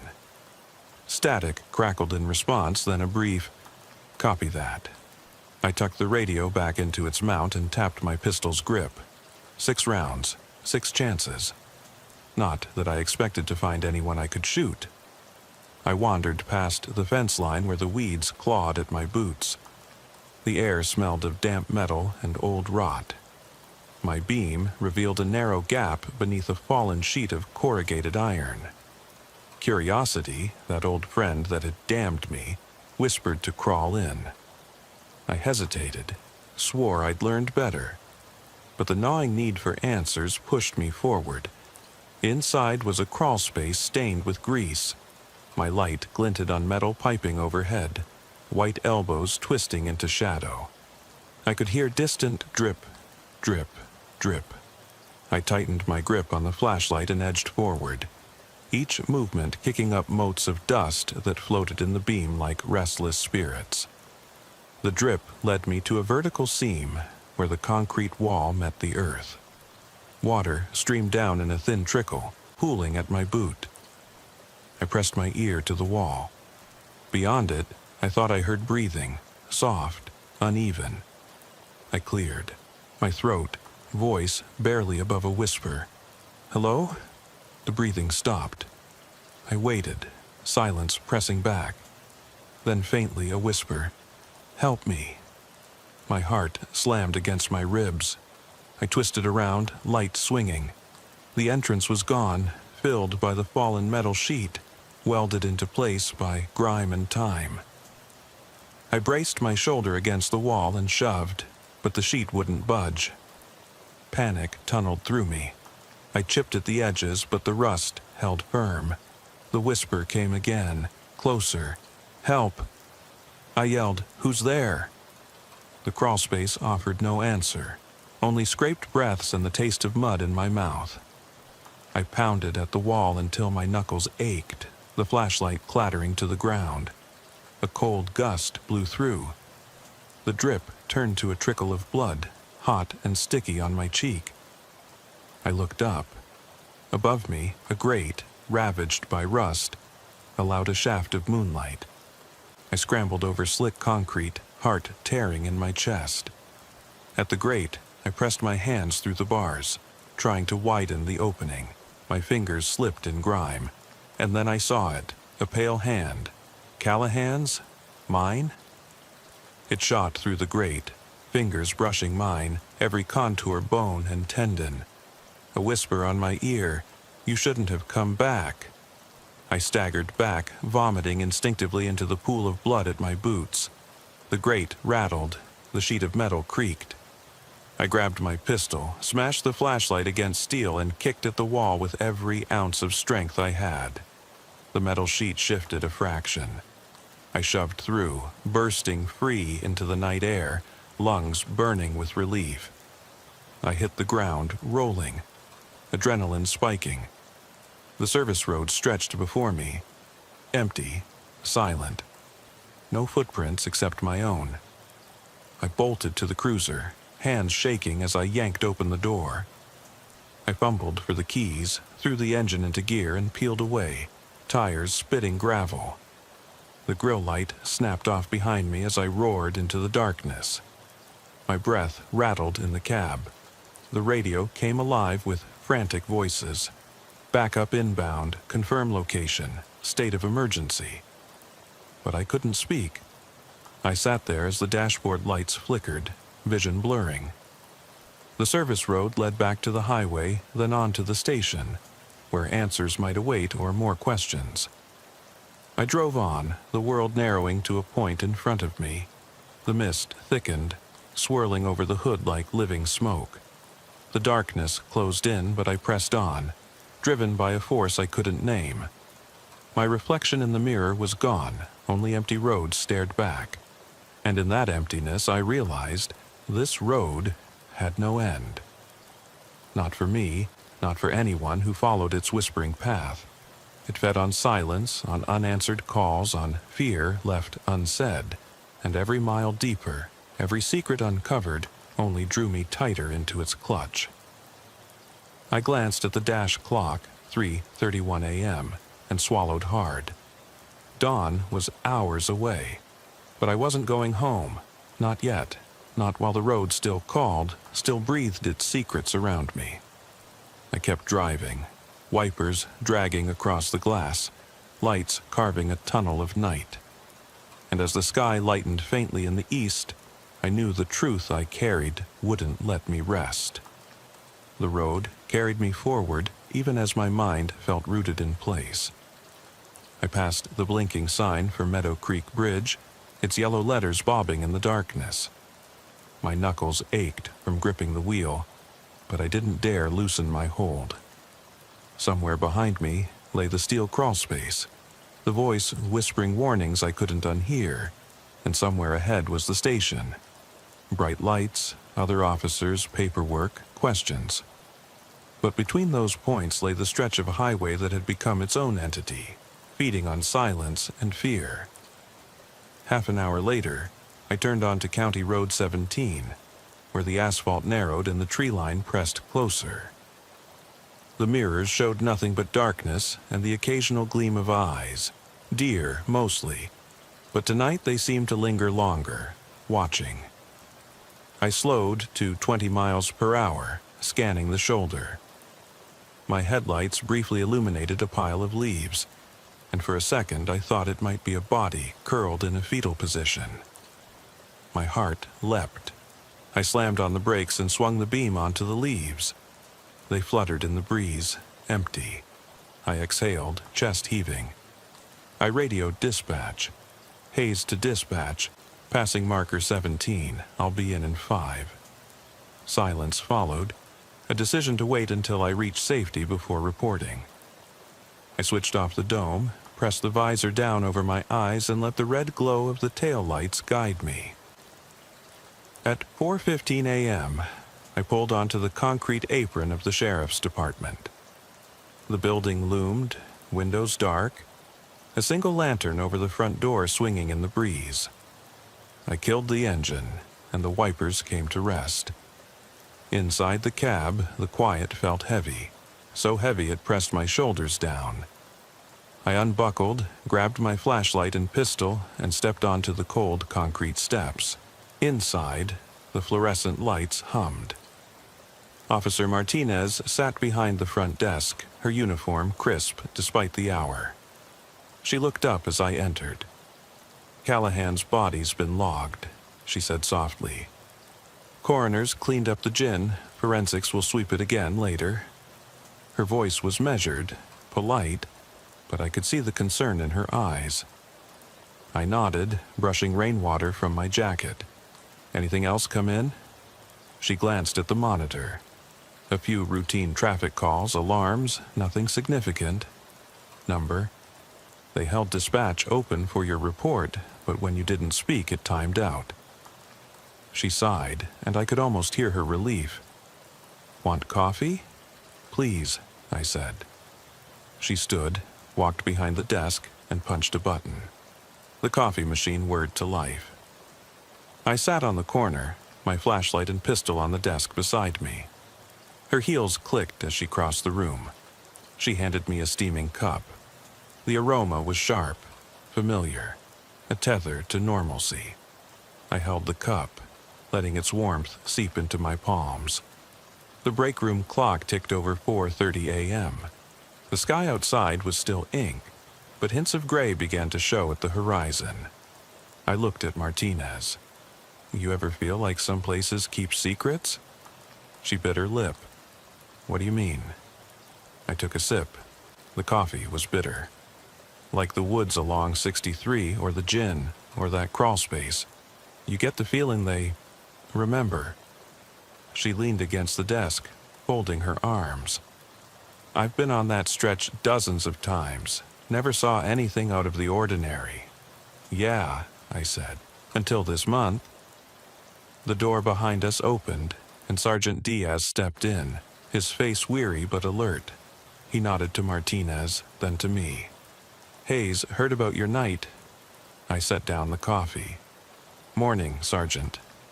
He folded his hands behind his back. "Callahan's deaths ruled homicide, strangulation. No witnesses, no suspect, no murder weapon." I felt a hollow ache. "Any indication why he was there, or who was with him?" Diaz shook his head. "Not yet. Forensics found fibers matching your uniform, and the badge you recovered." He glanced at Martinez, then back at me. "FBI's involved again. They want you on the team. Questioning, interviews." I clenched my jaw. "Fine, I'll play ball." He hesitated, then said, "There's something else." His voice dropped. "Dispatch got another 911 call last night around 2 a.m., anonymous. Caller said they never leave. That's how it ended. No location, no name." My blood ran cold. I stared at the desk's grain. "Just that?" He nodded. then static. They traced it to a dead zone, no towers, no coordinates. I pressed my palm against the desk. The wood was smooth, but it felt as if it vibrated, as if it murmured warnings. I looked up. "What's our next step?" Diaz folded his arms. "We seal the highway, pull your shift. No one goes out alone. FBI's law says we have to keep this contained until they wrap up." "Understood," I said. He gave me a curt nod. "Get some rest if you can. We rotate you back on the road in 4 hours." I nodded again, drained. Martinez refilled my cup. I sipped, then set it down. I felt the weight of dawn pressing against the windows, and I realized I hadn't blinked in minutes. Diaz left. Martinez retreated behind the desk. I sat in silence, listening to the hum of fluorescence, the slow drip of the coffee machine, the faint breathing of the building itself. Outside, sirens howled in the distance as backup hit the gin. Inside, I felt smaller than I had in years. A rookie whisked back to the scene of his worst nightmares. I stood, grabbed my gear, and walked to the locker room. The tile floor was cold under my boots. I peeled off my uniform, dropped it into the hamper with a thud. My skin felt slick. I stepped into the shower, and scalding water pounded my back, washing off mud, sweat, and a year's worth of dread. I scrubbed until the water ran clear, but the smell of swamp and grease stayed in my nose.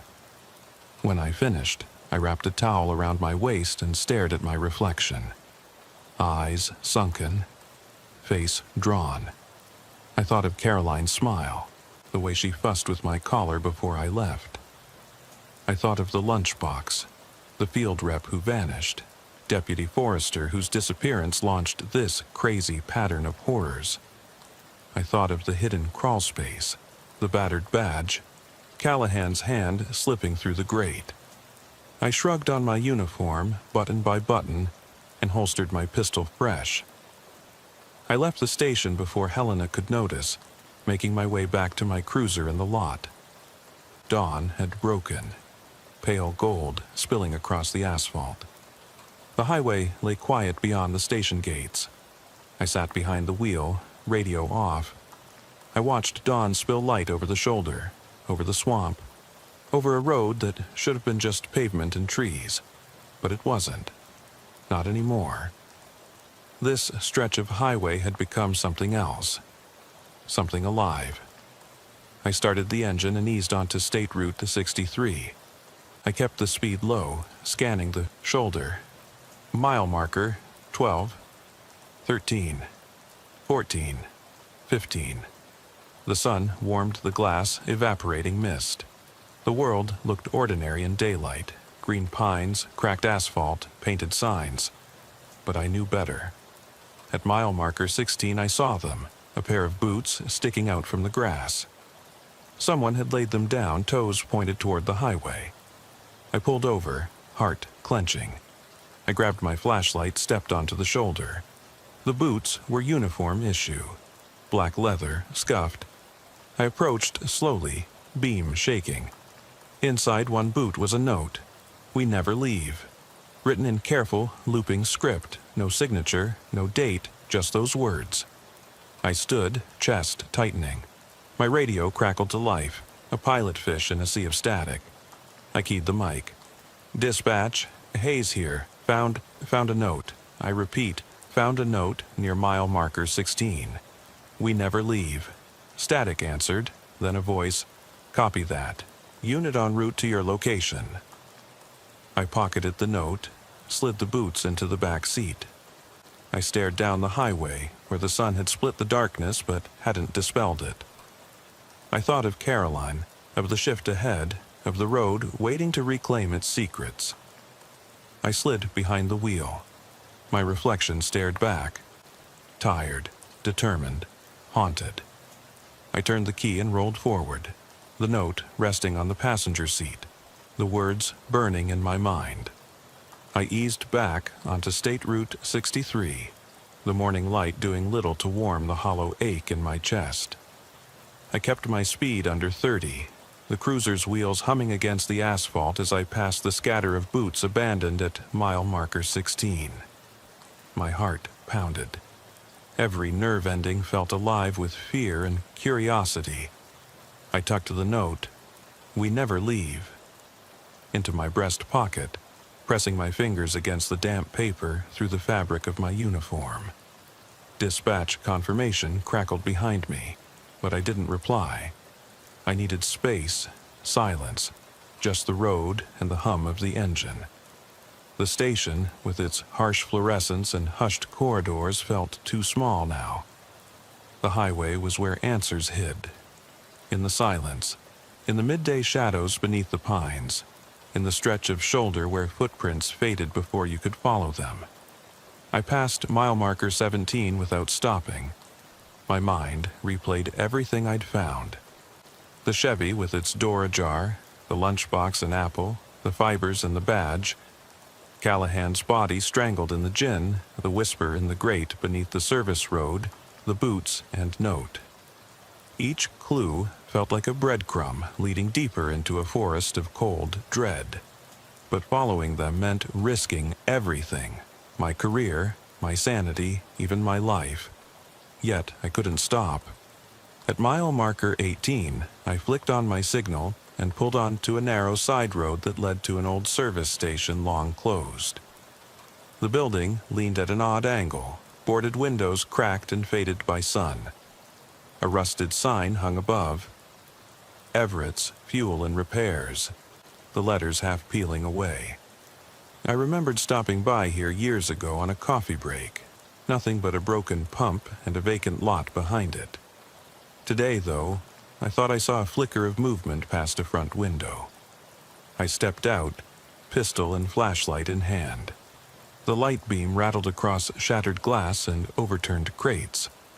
I approached the main door, nudged it with my boot. It swung inward on creaking hinges. A cold draft washed over me. I stepped inside, flashlight sweeping the interior of the service kiosk. A counter littered with empty oil cans. A cash register drawer open and empty. Receipts strewn across a dusty floor. The smell of motor oil and mildew filled the air.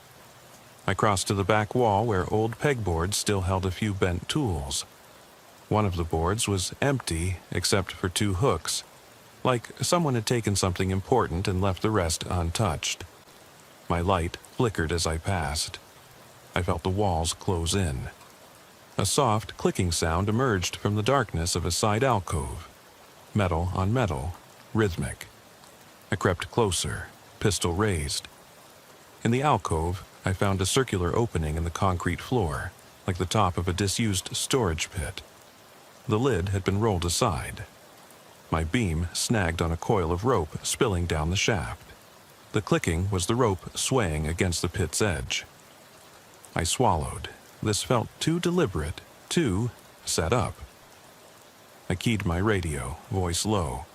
"Hayes to dispatch, I've got an open pit here at the old Everett station. Possible evidence, send tech." Static answered. "Copy that, Unit 47. Backup on the way." But I already knew I wouldn't wait.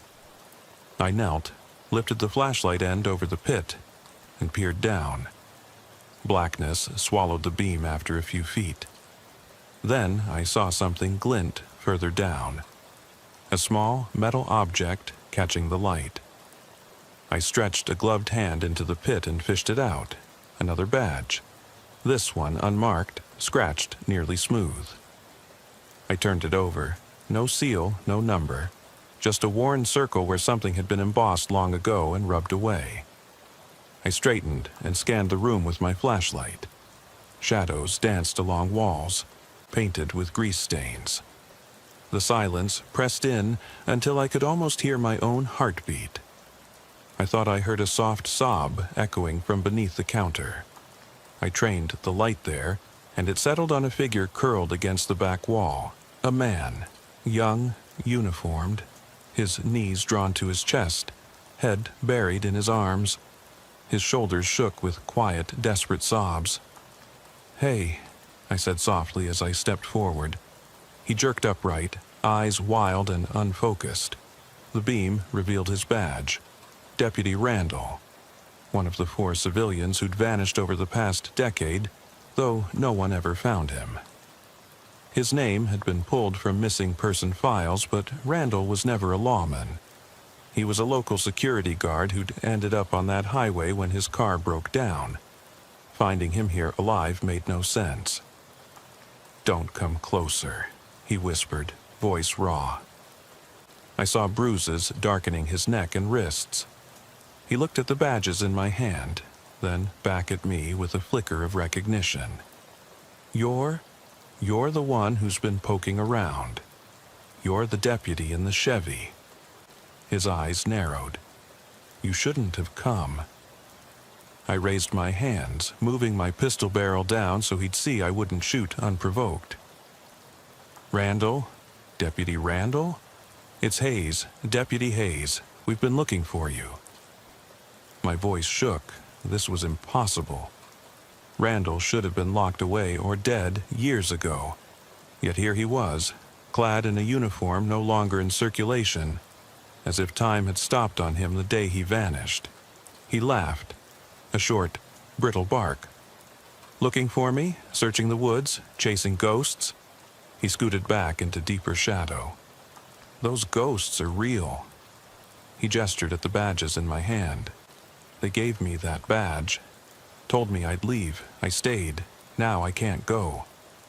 His gaze flicked over my uniform, lingering on my name tag. "They won't let me leave. They don't let any of us go." I knelt, setting the flashlight on the edge of the pit so it illuminated his face. "Randall, whatever happened," I began, but he cut me off. "They took us one by one, brought us here, showed us the road belongs to them, made us their watchers. They made me watch." His eyes glistened with tears. "I've been here for years. I've seen them come and go, people like you sent to find me, to rescue me. None leave." My stomach turned. "They? Who?" "Who's they?" I asked, crouching closer. He shook his head, voice barely audible. "You're too late. You already belong." His lips curved into a sad smile. "Your badge. This road collects you, marks you. Look at your note. You'll never leave." I felt my chest seize. He stood, backing away, and turned to scuttle deeper into the pit. I lunged, grabbing his arm, but he slipped through my fingers, vanished into the darkness below. The flashlight clattered to the floor. I scrambled to retrieve it and shone the beam down the shaft, but only saw blackness deeper than memory. I pounded on the floor with my fist. "Randall!" My voice echoed, swallowed by concrete. No reply. The room felt colder, air thick with the memory of breathing that wasn't mine. I staggered back, gripping the badges, trying to steady my breathing. Sirens wailed outside. Dispatch calling my name. I keyed my radio. "Hayes, emergency. Hazardous situation. Need medics and backup at Everett's Fuel. Civilian found, Deputy Randall. Missing for years. Injured and unstable." My voice hitched as static swallowed my words. I turned toward the door, letting the beam catch one last glance at the pit. The rope coiled within, the unmarked badge glinting on the floor where I'd dropped it. I backed out, holstering my pistol, heart pounding in my throat. Outside, the sun had climbed, scraping at the mist that clung low to the ground. Paramedics unloaded a gurney, officers fanned out with rifles and flashlights. I stood beside Martinez, her face pale. She approached, asking if I was okay. I held up the badges. The second, unmarked one, remained face down in my hand. She glanced at me, then at the pit. "What did you find?" she asked softly. I stared back at the service station, the broken sign, the hollow hush within. "Answers," I said, voice hollow. "But they're not ours to take." I slid the badges into evidence bags she held. The lunchbox, the apple, the fibers, the badges. I'd fill the station's evidence locker to bursting. I stepped away, letting the responders flood inside. Martinez stayed by my side as Randall's stretcher appeared, EMTs laden with med kits. She asked if I wanted to talk later. I nodded, too shaken to speak. As I walked to my cruiser, I passed the stretch of side road leading back to the highway. I swallowed around the lump in my throat and replayed Randall's words. "You already belong. You'll never leave." My reflection stared back from the window, eyes hollow, lips pressed tight as a wound. I climbed in, started the engine. The highway lay open before me, mile markers beckoning. I flicked off the dome light, letting the morning sun and the amber glow of my dash guide me. I eased past marker 17, 18, 19, each a drumbeat, pulling me forward. Beyond marker 20 was the junction where the road merged with Route 15. At that point, I could call it in, check out, and go home. But as I passed marker 20, I glanced in the mirror and saw them. A line of headlights, backup units arriving, moving with purpose. And in the shadows behind them, between the cab and the forest's edge, I saw movement. Figures standing just beyond the light's reach, as if waiting for me. I swallowed hard, pressed the accelerator. The cruiser surged forward, tires whining. I crossed the merge at speed, the sun fully risen now, washing the road in harsh clarity. The forest receded, replaced by fields and fences. But in my mind, the service station and the hidden pit pressed close. Deputy Randall's face, gaunt and terrified, haunted my thoughts. His words echoed, "This road collects you." I gripped the wheel tight, knuckles white. I glanced down at my badge, shiny and official, and the unmarked badge in my breast pocket. I thought of Caroline waiting at home, of a life that felt light years away. I thought of silence, of unanswered calls, of missing people vanished into the night. And as the cruiser carried me down the highway toward the station, toward daylight, I realized I was already too far in. I eased out of the station's lot just past midnight, the cruiser's engine humming like a restless phantom beneath me. The dashboard's glow painted my hands in pale blue as I flicked the CB radio on and off, silent, empty. Ridgewood streets lay before me in the low hum of the windshield wipers, casting brief, dull arcs of light onto wet pavement. The sky was a dull gray, as if the moon had gone shy, leaving lanterns of streetlights to blink awake instead. I remembered that first night I ever drove this beat. The way the air felt thicker at this hour, like breathing through a film of unease. I'd thought I'd gotten used to it by now. I hadn't. Maple Avenue came up on the GPS, its block of tidy bungalows looking like sets in a theater after closing. Grass trimmed to precision, hedges pruned back from windows. The picture of suburban peace. But peace rarely comes in dead hours. I turned off the headlights and coasted forward, watching the shadows recoil from my spotlight. Everything looked normal. A midnight TV glow behind closed curtains, recycling bins lined up at the curb. My boots hit the asphalt with a dull thud when I stepped out. The damp air smelled of rain that had come and gone without warning. I started with the routine. Lock checks, house lights, garage doors sealed. I moved down the row, key fob clicking lights on and off in windows, listening for the absence of alarm beeps. One house resisted. The lamp inside the front room flickered, looping the same dull heartbeat. I tapped the glass. No echo. My breath caught in my throat. I caught myself reaching for the holster, ahead of any real threat. If I hadn't been in uniform, I might have looked like a bystander with a gun for fun. I pushed the doorbell. Nothing. The lamp stopped flickering. The hush settled in again, thicker than before. Back in the cruiser, I punched a note into my report. Front interior light flickering. No response at door. Residence appears secure. I felt the words hollow in my chest. Every time I typed residence appears secure, I meant I couldn't find a reason for alarm, but my gut pinched anyway. I slid on my gloves, the leather cool against my skin. An hour later, a call crackled through my headset. Unit 12, unattended vehicle, Cedar and 5th. Registration unknown. My radio chirped under the weight of my sigh. Cedar and 5th was 3 blocks over, but those blocks were endless at this hour.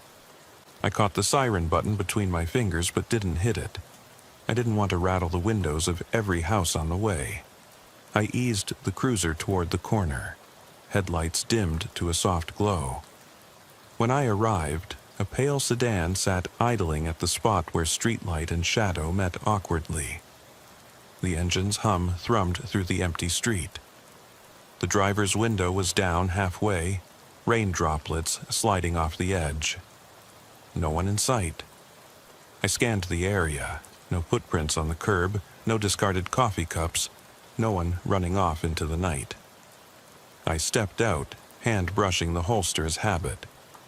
My eyes adjusted slowly. The car looked ordinary. Faded paint, a cracked rearview mirror. I snapped off the ignition, the engine's growl cutting out like a held breath released. Inside, the seats bore indentations as if someone had been kneeling, leaning forward, whispering. I moved the car to neutral and pushed it 20 feet down the block, away from the light, to get a clearer look. No note on the dash. No sign of a struggle. I radioed, "Tow en route. Vehicle appears abandoned. No visible occupants." The cruiser's spotlight swung across the row of houses, illuminating the glint of windows. One, on the right, flicked. No, not a flicker. A flash of movement. I froze, heart snagging on a silent question. Was someone watching me from inside? I stomped back to the car, peered through the tinted glass. Nothing. The streetlight's halo pulled away, just empty frames. Back on the road, I called in the description. Same make, unknown plate. Interior light on, no driver. The dispatcher's voice sounded brittle in my ear. "Copy that. Let me know if anything changes." As if it ever did. I drifted toward the industrial edge of Ridgewood next. The shuttered warehouses coaxed dark shapes from the docks like lurking shapes in a child's nightmare. I kept the spotlight on low. A random cat scampered from beneath a dumpster, scattering paper towels and loose debris. I remembered another call. A half-open loading bay, forklift tracks frozen in a puddle. I stamped out across cracked concrete, flashlight slicing a swath of yellow. No footprints beyond my own, no muffled voices. I slammed the bay door shut, pressing my shoulder against the metal rib. My breath steamed in my glove. I caught my own reflection. Gray-haloed eyes, sagging jaw, uniform crisp in the dusty light. The echo of my shoulder on the steel rung out, a single note of punctuation. I climbed back in the cruiser, the seat cold against me. I typed another report.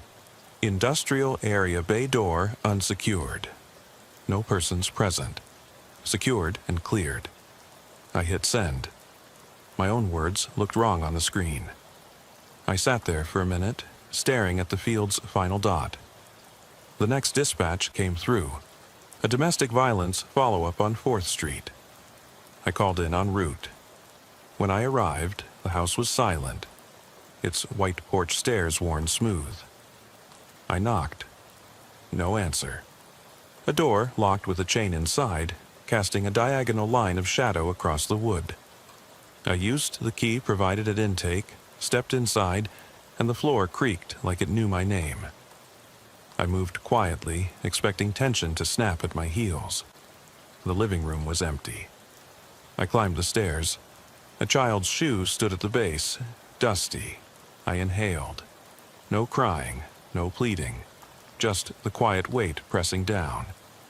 I cleared the bedrooms, closets, found nothing but an overturned nightstand. I called dispatch. Negative contact. No signs of struggle, but chain was in place.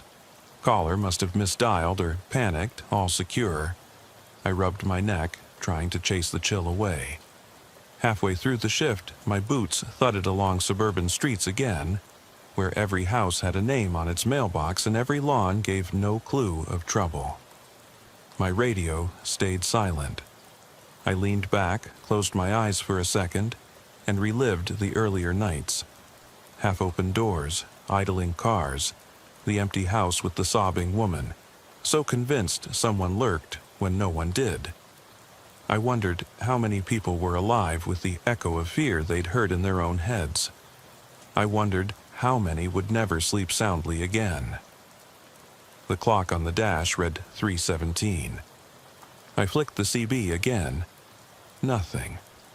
I flicked it off. I headed toward Ridgewood Park, its parking lot strewn with wood chips and the silhouettes of swings. I pulled up beside the playground, green chains creaking in the breeze. I reached for my flashlight, clicked it on.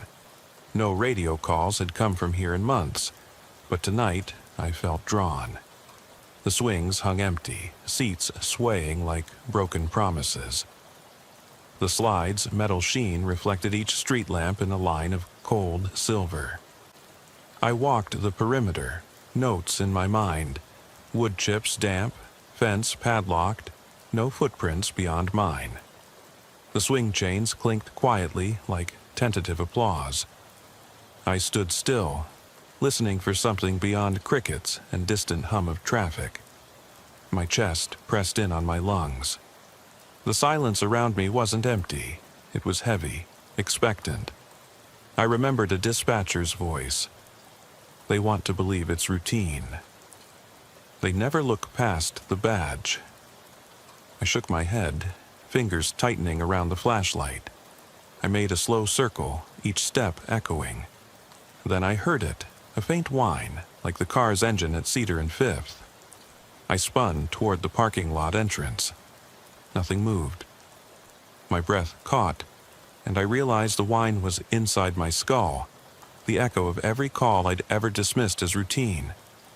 I blinked, swallowed, and exhaled. I tapped the mic. All units, be advised. No new activity at the park, investigating personal unease. Over.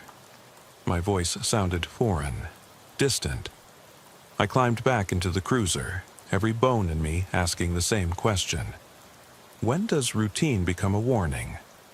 The radio remained silent, but the weight of every unfounded call pressed in, riding shotgun beside me. I drove off, headlights peeling across empty streets, carrying the echoes of unsolved nothingness in my chest. And as I rounded the corner back toward the station, I caught my reflection in the rearview mirror. Eyes red-rimmed, mouth set in a thin line. The badge on my chest felt heavier than the holster at my hip. I flicked the radio off for good and settled in, ready to race toward whatever phantom call came next. Because in graveyard shifts, the routine is the monster you never see, and the fear is what you leave unsaid. I drove on, the road unspooling like a dark ribbon ahead of me. Headlights caught the twin bars of yellow dividing lines, worn thin by years of traffic, now barely visible in the damp sheen. Evening's last breath still lingered in the air, but the world felt paused, as if waiting for something to happen that no one could name. I flicked the wipers once more. They swiped empty air, and reached to cradle the mic, the weight of my gloved hand steadying me. My next call was nothing urgent. A welfare check at an address off Oakwood. An elderly man, they said, hadn't picked up his phone in 2 days. I punched the location into the GPS. It led me down streets where street numbers climbed with predictable regularity. Houses here set back further from the road, lawns overgrown with dormant weeds, the kind you only notice when you're looking for wrongness. I parked half on the curb, engine idling low. The house looked lived in. A porch light still on, curtains drawn tight. I ended the parking brake with a soft click and stepped onto the concrete, each footstep landing with a hollow echo. The front door key turned easily. Inside, the air smelled faintly of mothballs and cooked cabbage. Wallpaper peeled at the edges, curling like old skin. I called out, "Mr. Lennox, this is the PD dot." My voice sounded small in the foyer. No answer. I moved toward the living room, eyes catching on a rocking chair paused mid-swing, its cushion depressed in the center. I slid my flashlight beam across a coffee table littered with pill bottles and yellowed newspapers. The TV was off. A chair faced the screen, empty. I felt the vibration before I heard it, a pulse in the floor. I dropped to one knee, hand on a faint hum beneath the hardwood. The hum grew, deep and low, until it felt as much inside me as around me. My heartbeat synced with the vibration, or maybe it was my fear. I rose slowly, training the light on the base of the chair. 2 legs pressed into the floorboards, 2 hovering above. No feet visible. The chair rocked back and forth. I swallowed. "Mr. Lennox, are you all right?" No reply. The rocking slowed, then stopped. The hum disappeared. Silence, not empty, but thick and waiting. I scanned the room. No one there. The chair remained an invitation with no one to accept. My hand tightened around my flashlight as I backed out to the hallway, checking rooms methodically. I found a bathroom with the water still dripping. A single faucet left open, water pooling at the drain. I knelt and ran a careful finger through the puddle. No footprints beyond mine. I left the tap running in case he returned, then circled back to make a call. "Dispatch, 1021, residence appears empty. Unusual interior disturbance. Please send welfare unit." I stepped back outside, the chill night air hitting my face like a rebuke. I exhaled, racing steam. I glanced at the porch light, still on, but dimmer than before. I pressed the mic again, then killed the house's light before climbing back into the cruiser. The dial clicked to off, and darkness swallowed the porch.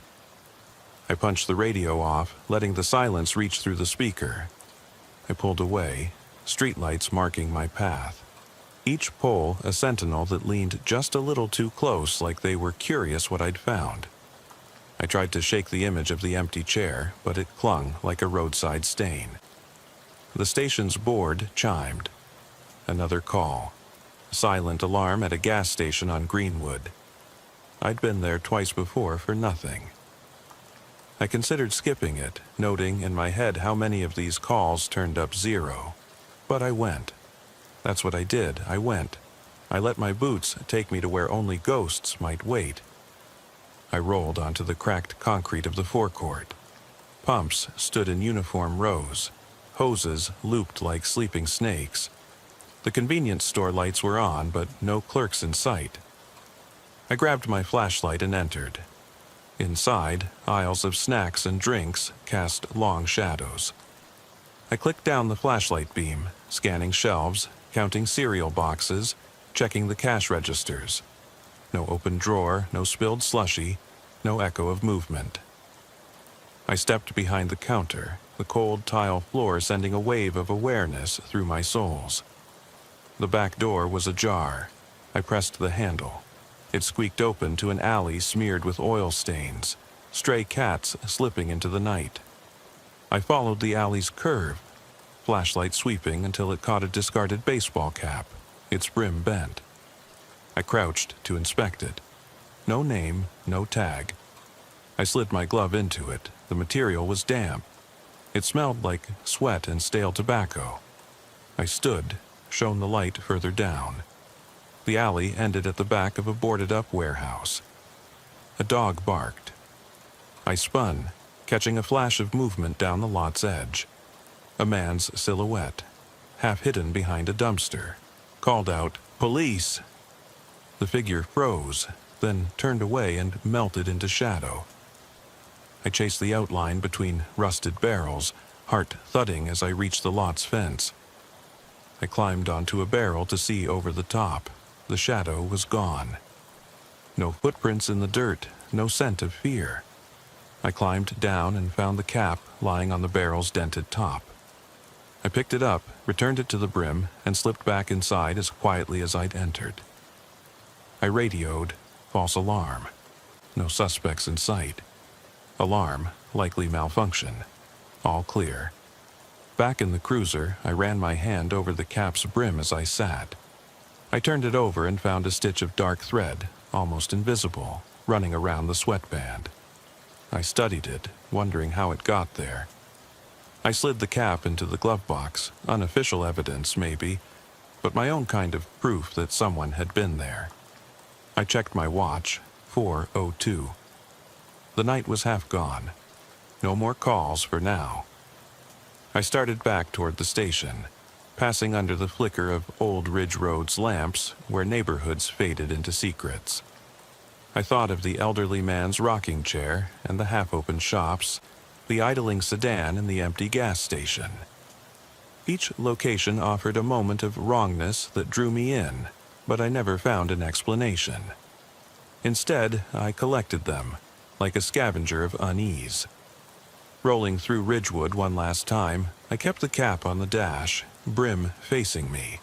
The red thread caught the glare of the dash lights. It was a simple thing, a fragment of someone else's night. Yet, it felt heavy in the glove box, a reminder that somewhere out there, someone was watching, waiting for the routine to break. And maybe the routine already had. I parked back at the station just as the eastern sky sighed with light. My shift ended, but my mind stayed on. I powered down the cruiser with a final click, climbed out, and headed inside. Day shift officers passed by, yawning, tapping badges, trading stories of minor chaos. I stepped into the locker room, stripped off the uniform, and glanced at the cap tucked in my bag. I hesitated, then left it where it was.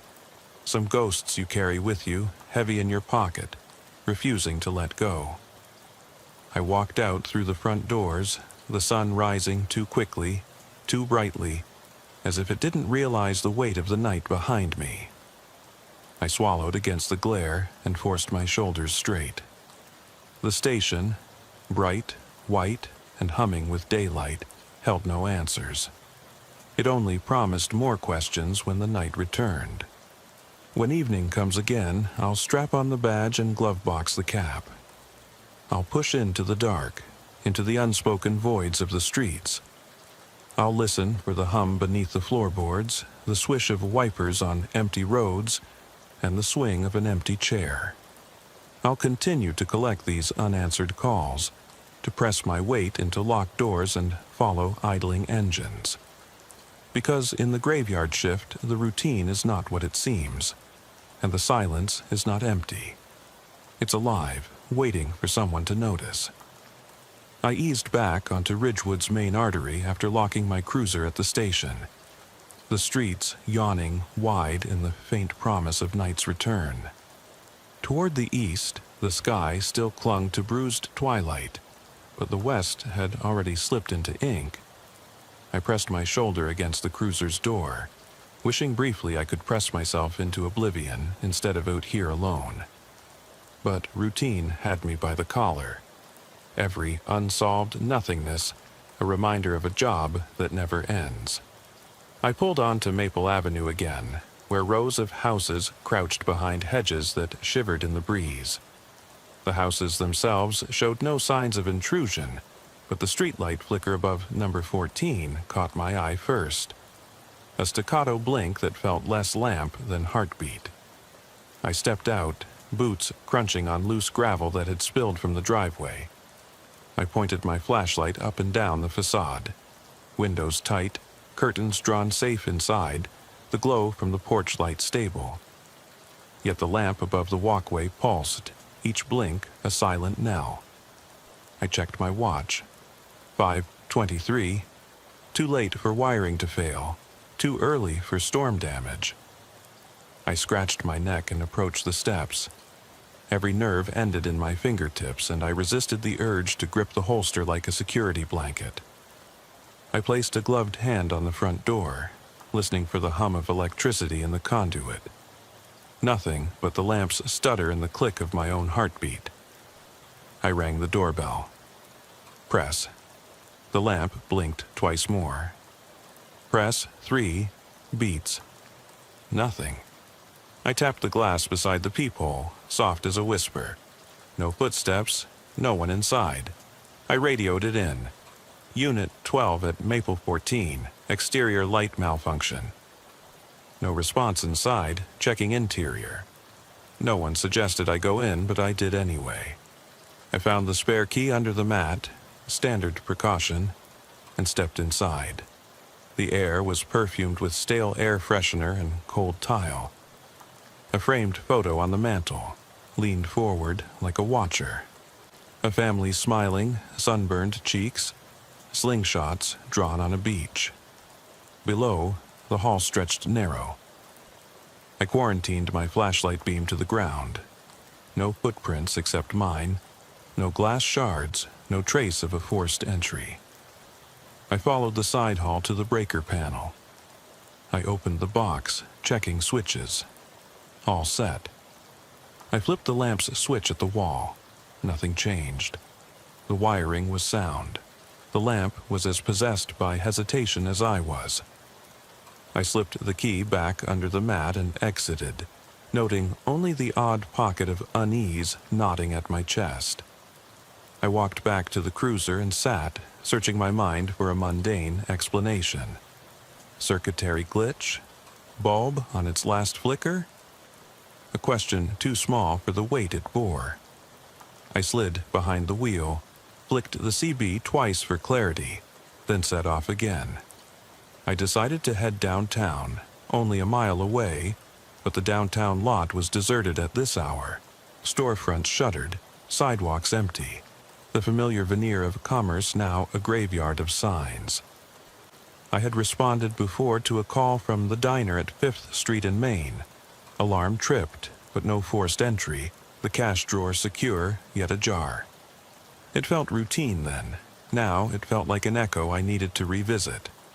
I parked beneath the diner's neon sign, its open scrawl dark, the windows secretive behind metal gates. I flashed the beam up at the menu board. Breakfast all day, it said, though the letters dim and peeling suggested no one had eaten in months. I crossed to the side entrance, flashlight bouncing off stainless steel. I pressed my ear to the door, nothing but my breath creaking. I slipped through the crack and found myself in the glare of empty stools and tiled floors, still sticky near the grill. I magnetized the beam to the registers. One drawer sat halfway open, a key still dangling from its lock. I closed it and tested the lock, secure. I stepped toward the kitchen, where pots hung silent and freezers hummed low. I followed the hum to its source, a walk-in cooler door propped open, fogged glass, the soft glow of a single bulb inside. I clicked off my flashlight and pushed the door wider. Air spilled out, cold as regret. A crate of produce lay undisturbed, and the floor's checkerboard tile reflected my wide stare back at me. No sign of a clerk taking inventory. No one stocking shelves. No footsteps in the produce bin's thin puddle of condensation. I closed the cooler door and jammed it shut with my shoulder, the lock clicking into place. I strode back to the front, felt the diner's breath on my neck, an inert body waiting for life. I backed out, leaving the door locked behind me. At the cruiser, I jotted down in my notebook, my pen scratching like an old engine. Downtown diner, open sign off, registers drawn, cooler ajar, no personnel, all secure post-check. Then I paused, pen hovering over paper. The words read like any other call, but they ached with the weight of unanswered whys. I closed the notebook, took a steadying breath, and folded it into my pocket. I crossed toward the edge of downtown where the shadows softened into the industrial sprawl. I flicked the CB once, twice. No reply. I had another call in the area. A missing person check at a small apartment complex by the train tracks. The dispatcher had said, "Resident hasn't been seen in 3 days. Family worried." I checked my watch, 6:51. The sun's first yawn was coming soon. I pulled off onto a gravel drive where the train's whistle used to echo noontime announcements, now lost behind creeping city noise. I parked where broken lamps cast half-lit corridors between buildings. The mailboxes were dented, spray-painted tags bleeding into one another. I stepped out and crossed to apartment 3B. Its door stood closed. The window blinds were rigged shut at an angle that suggested someone peered out once, then slammed them down. I knocked. PD, wellness check. The door creaked open slightly before stopping. I pushed it further, revealing a hallway where light pooled at my feet. The apartment smelled of cheap perfume and dust. I swept the beam through the living room. Overturned chairs, a coffee table smeared with mug rings, and in the corner, a rocking chair again, still. Nothing else moved. A photograph on the wall showed a smiling woman holding groceries, the label under it, Lisa Hammond. I called out, "Lisa?" "It's Officer Kane." No answer. I walked through, then saw the couch cushions laying flat on the floor, pillows stuffed inside a pillowcase. The pattern repeated, everyday objects displaced, but no sign of lives in motion. I checked the bedroom. Bed made neatly. Clothes hung in the closet. A man's suit still on a hanger. Crisp collar. I opened the closet. Inside were rows of ready-to-wear outfits, yet all eyes caught on the back wall, where dozens of sticky notes covered the plaster in a mottled haze. Times scribbled. Names bone white under overhead dorm lights. Dates faded in the moisture. I stepped closer, shining the beam. I read fragment lines. 5:14, 11:03 p.m., door unlocked, lamp flickered. 5:15 a.m., car idling, interior warm. May 16th, 4:02 a.m., cooler door open, produce wet. The notes ran out at yesterday's date. Someone had tracked my calls, my checks, my own investigations, log after log.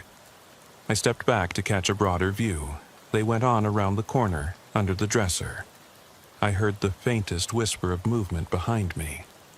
I spun. The rocking chair had shifted, one soft backward press. I held my breath.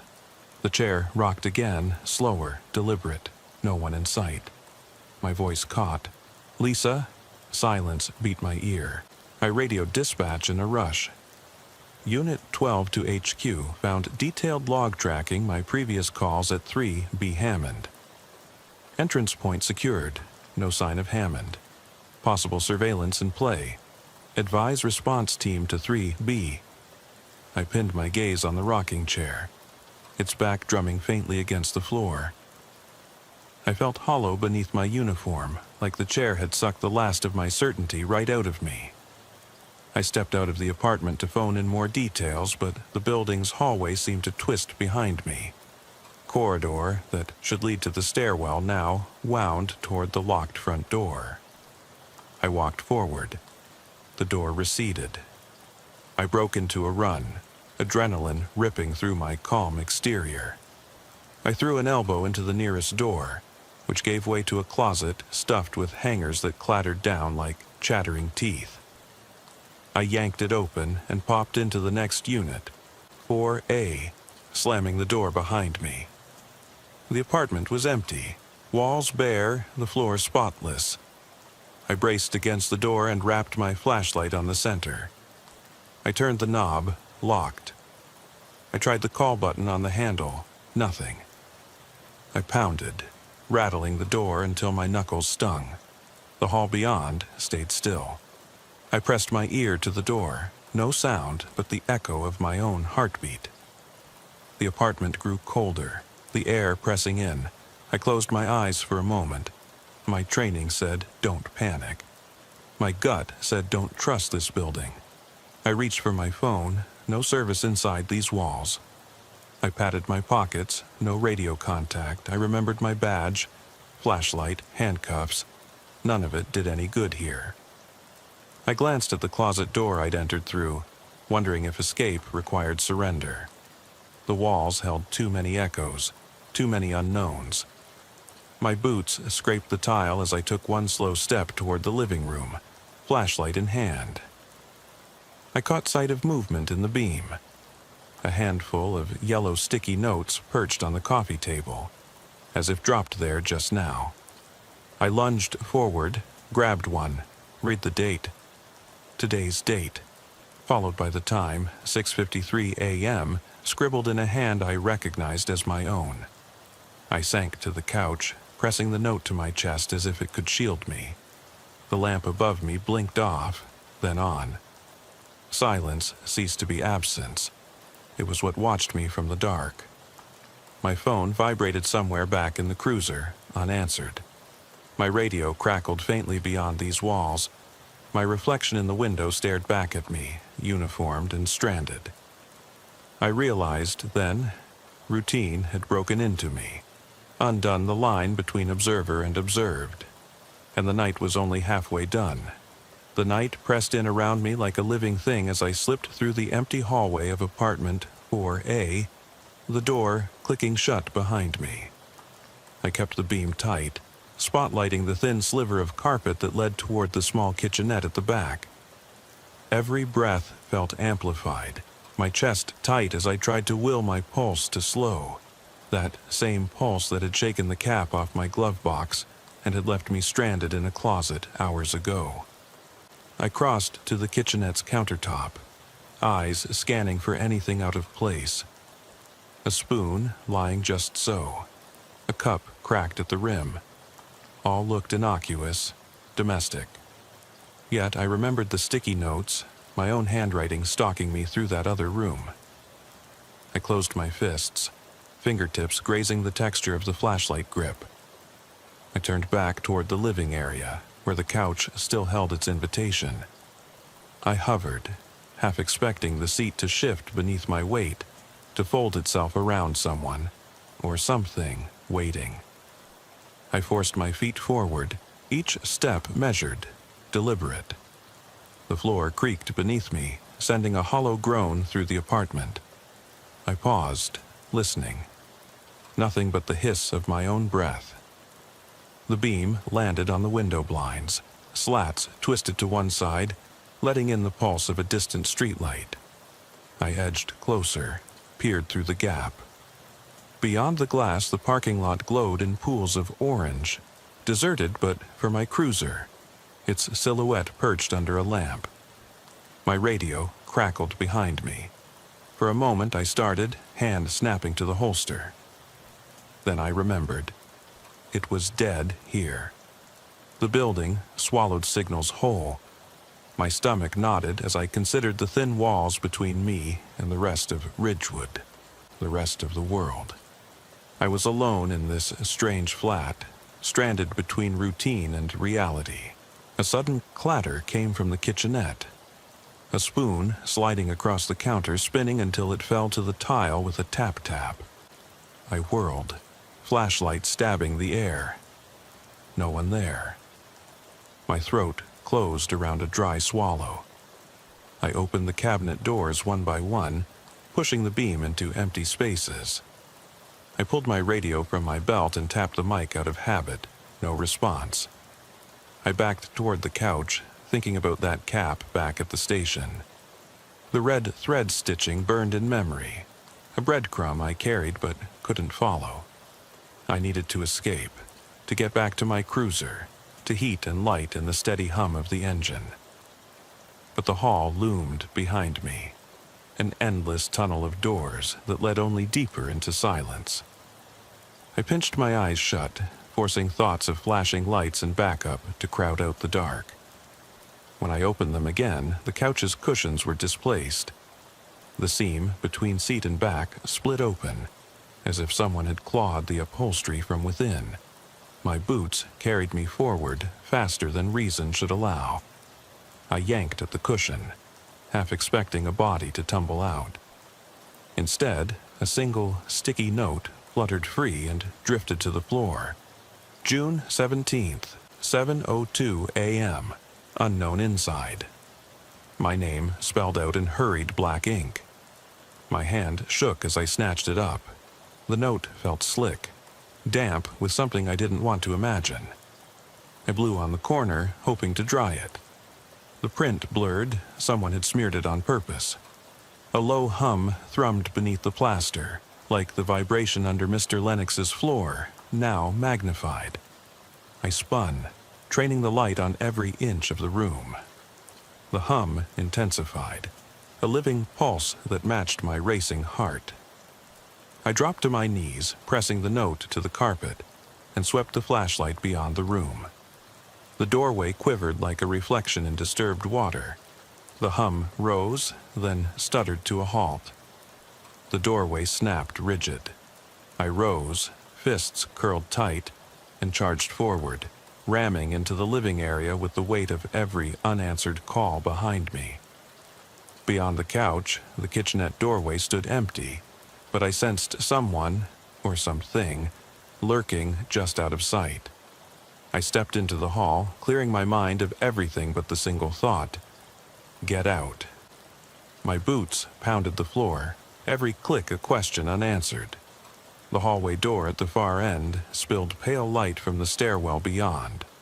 I lurched toward it, flung it open, and half tumbled onto the landing.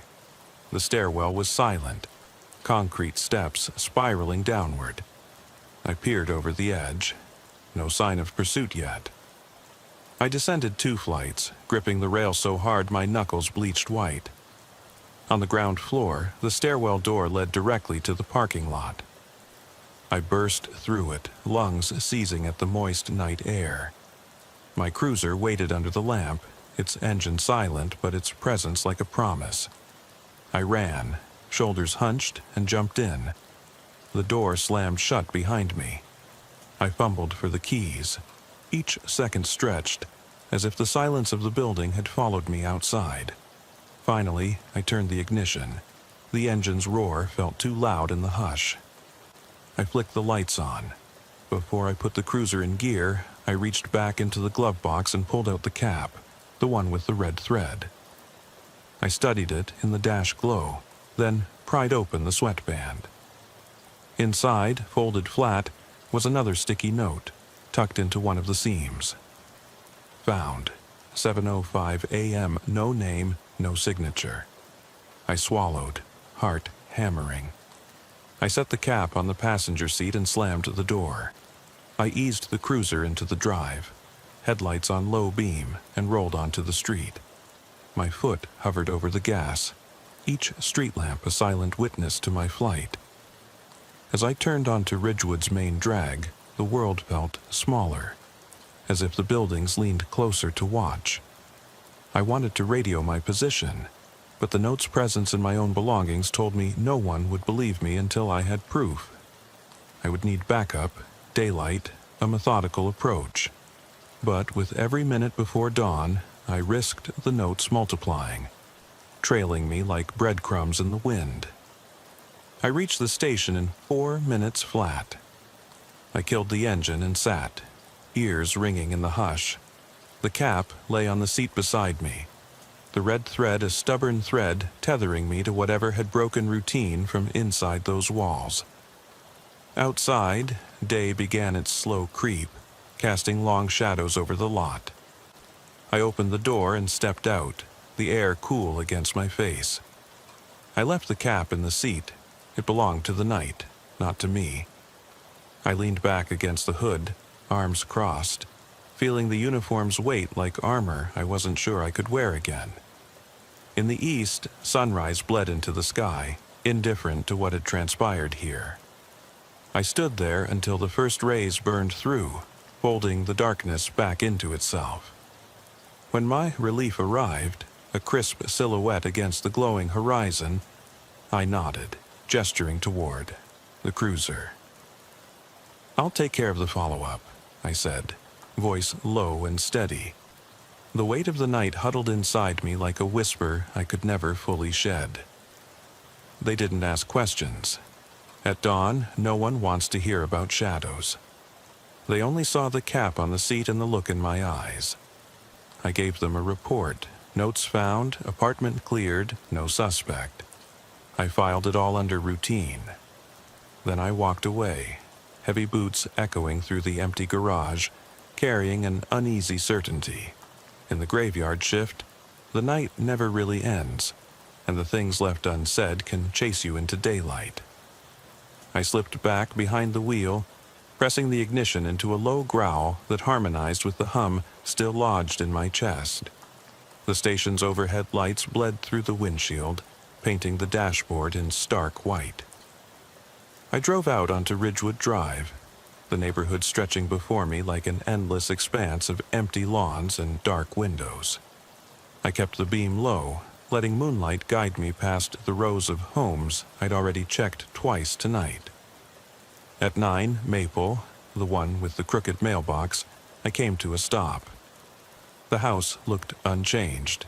Tidy front yard, trimmed hedges, windows reflecting nothing but my own headlights. I stepped out, boots on wet grass, and set my flashlight to sweep across the facade. A single window on the left side glowed faintly.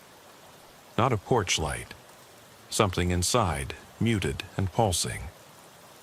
I approached the side yard fence, finding a loose board I remembered from months ago. It still creaked under my hand. I eased through the gap and rounded the corner.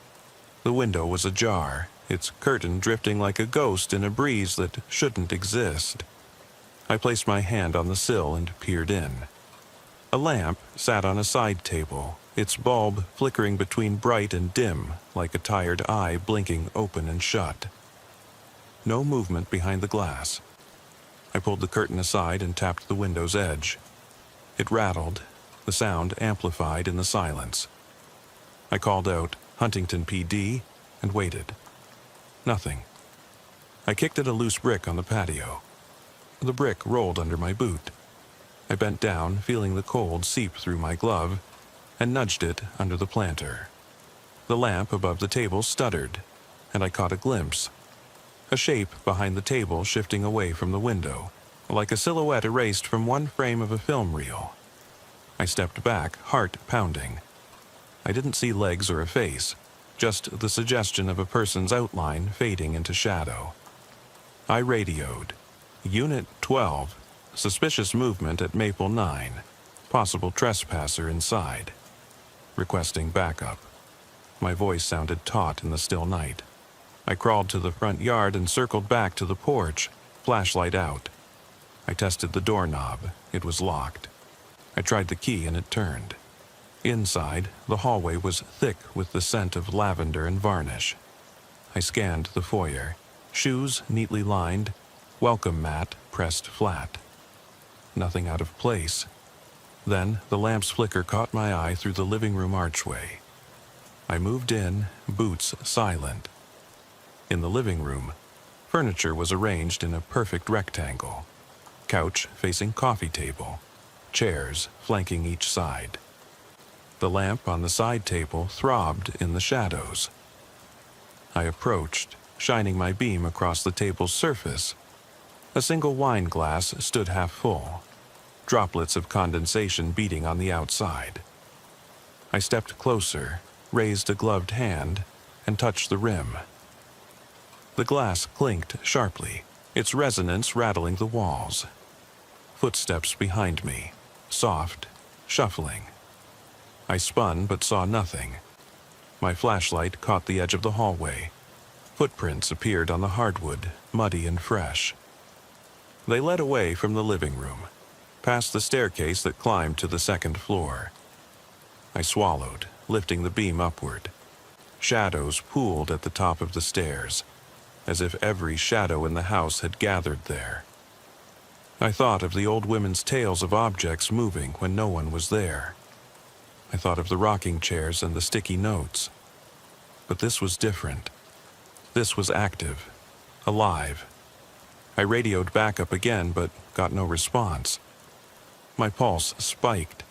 I realized my signal was still dead inside this house. I could feel my chest tighten as I started up the stairs, each step a test of will.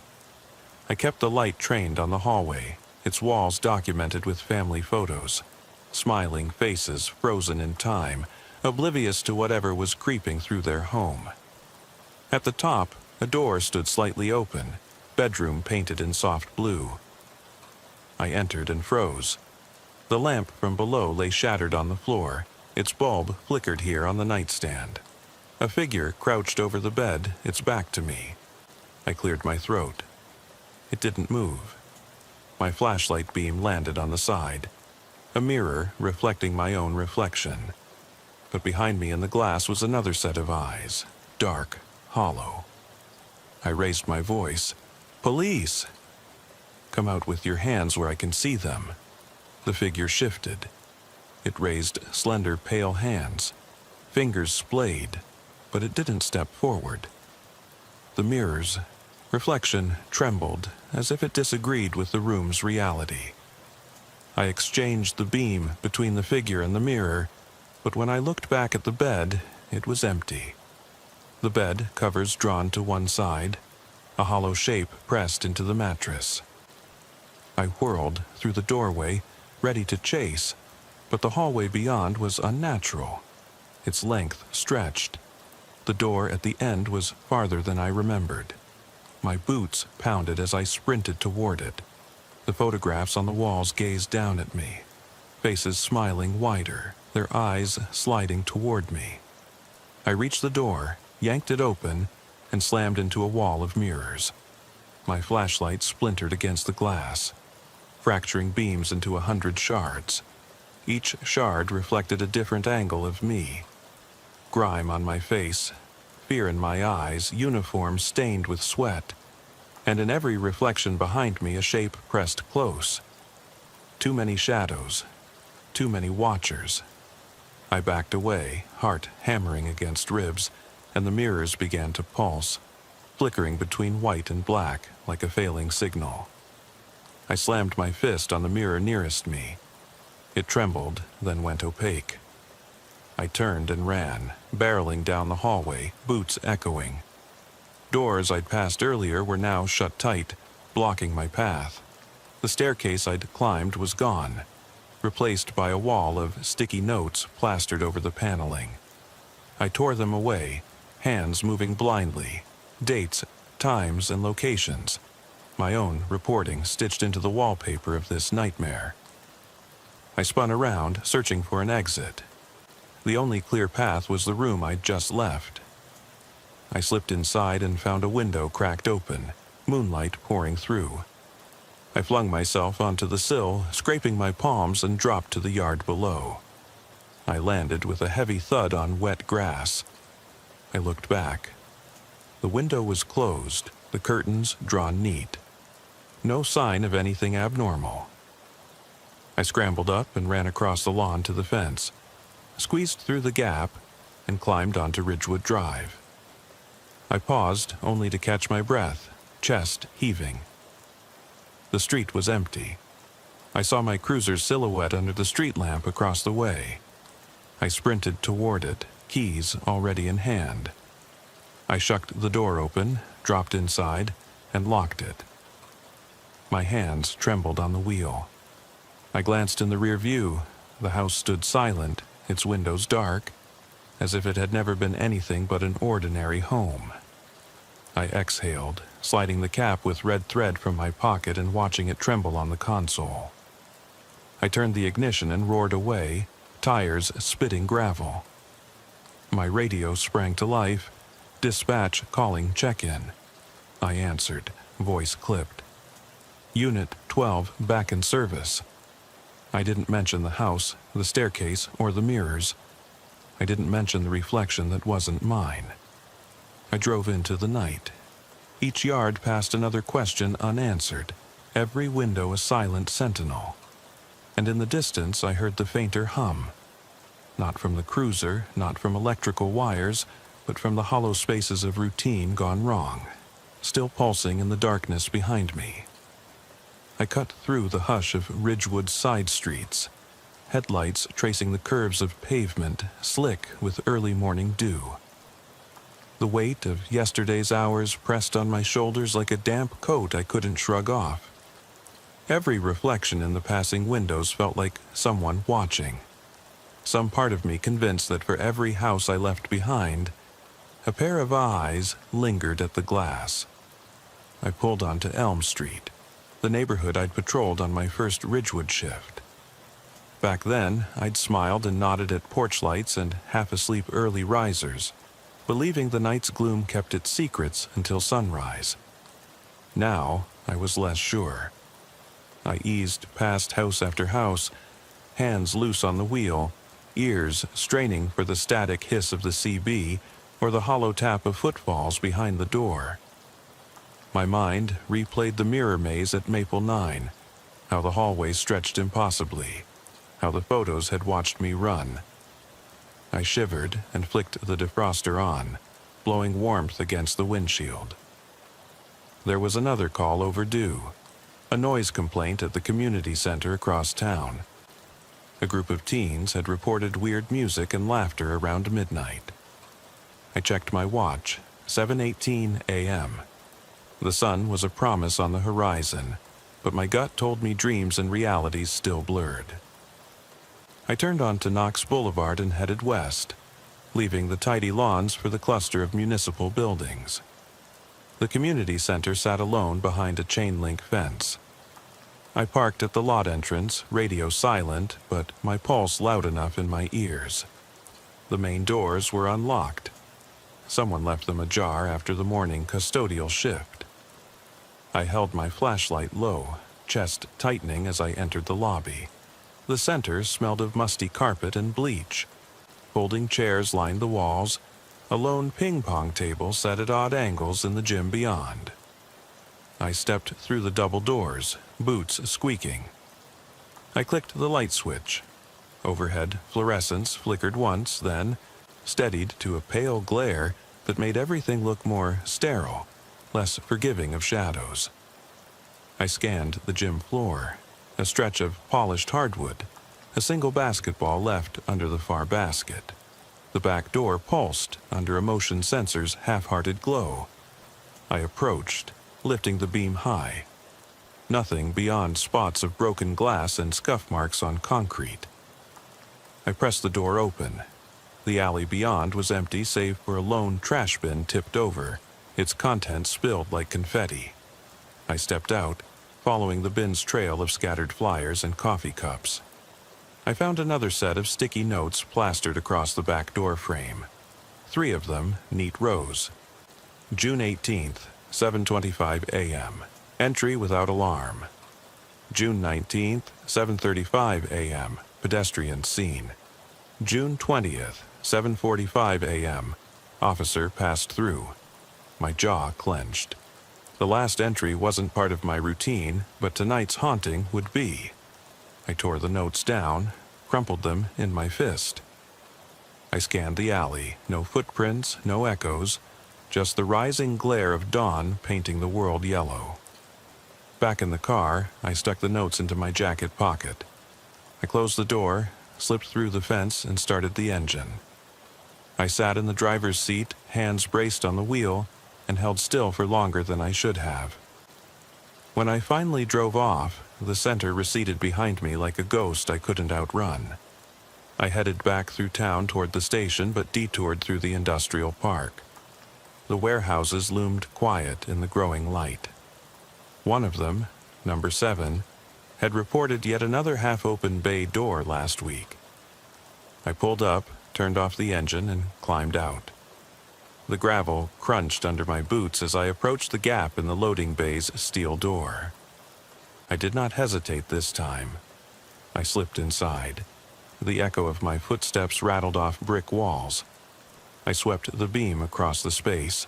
Stacks of wooden pallets, a rusted forklift idle in the corner, shadows draped over machinery like abandoned coats. I moved methodically, checking the walls, the ceiling, the floor. nothing but dust motes dancing in the light. I paused near the stacks, hearing a faint click, like a camera shutter. I spun but found nothing. My own breath rattled in my ears. I reached for my radio, tapped the mic. Silence. I thought of the mirror, of the notes, of the cap and the thread. I remembered a saying from my academy days. Trust the badge, but verify the man behind it. I chuckled bitterly. I was verifying myself now, wondering if the badge carried my face or someone else's.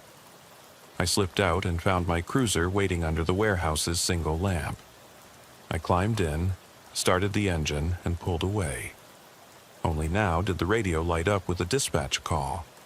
Unit 12, Code 4, at station. Report in.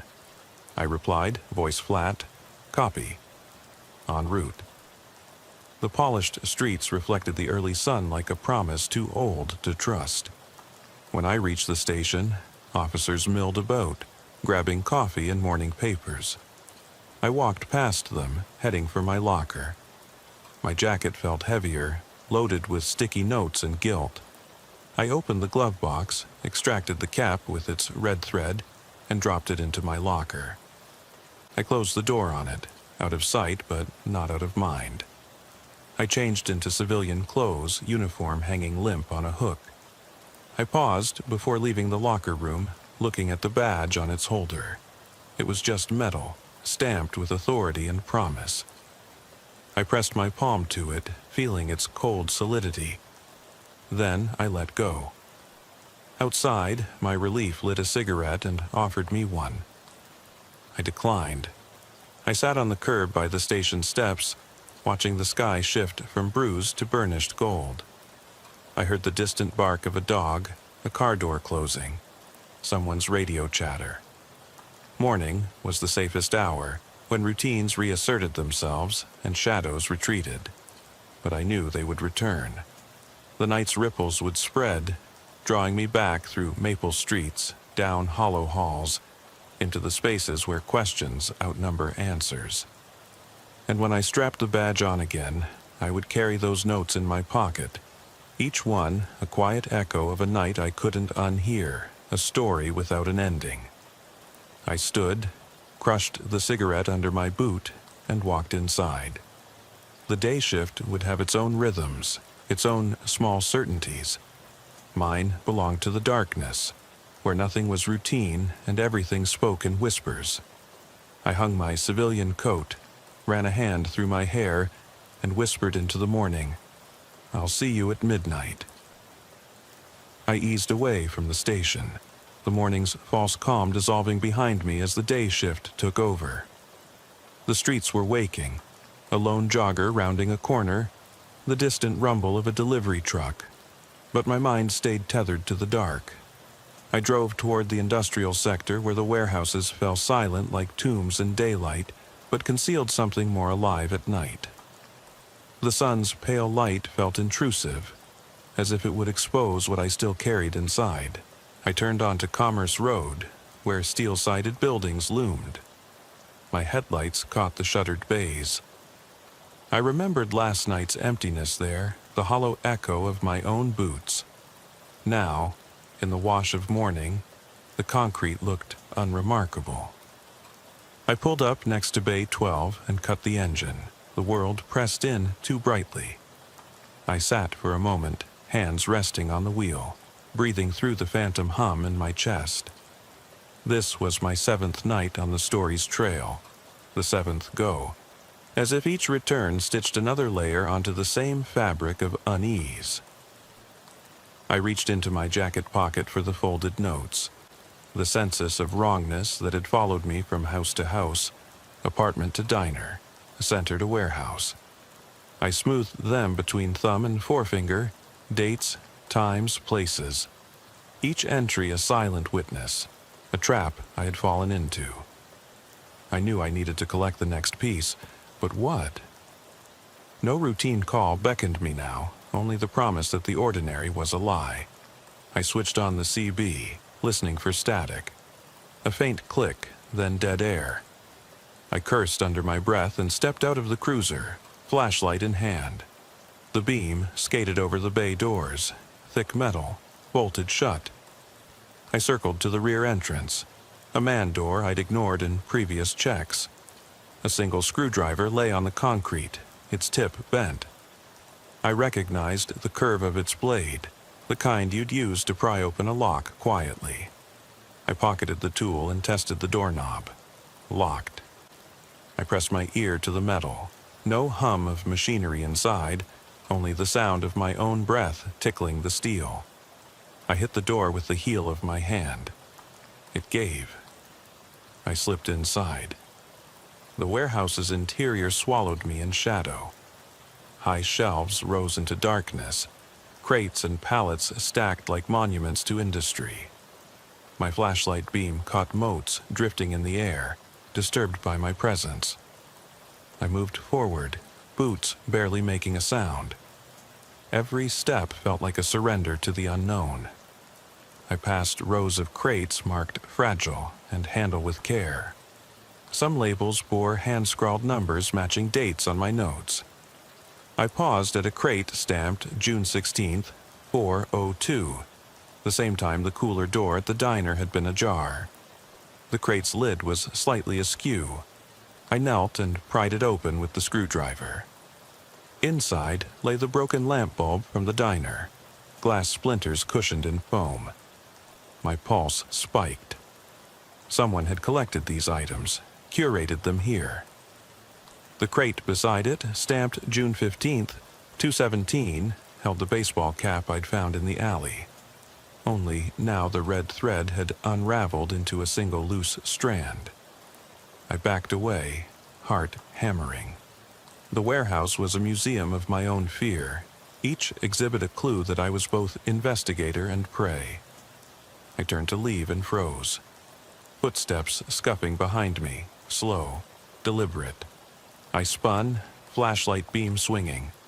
Nothing but tall shadows between the racks. The beam landed on a wall beyond, where more sticky notes fluttered. A grid of times and locations, including entries I hadn't seen. June 17th, 23:58. Officer paused at Maple 9. June 18th, 5:23. Officer at Elm.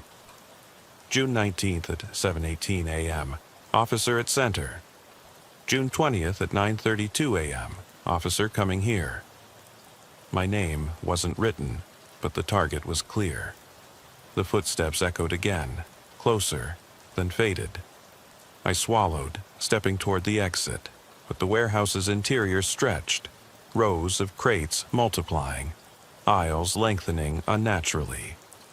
I shone my light down one corridor, the open crate with my cap at the end, illuminated in the beam's gloom.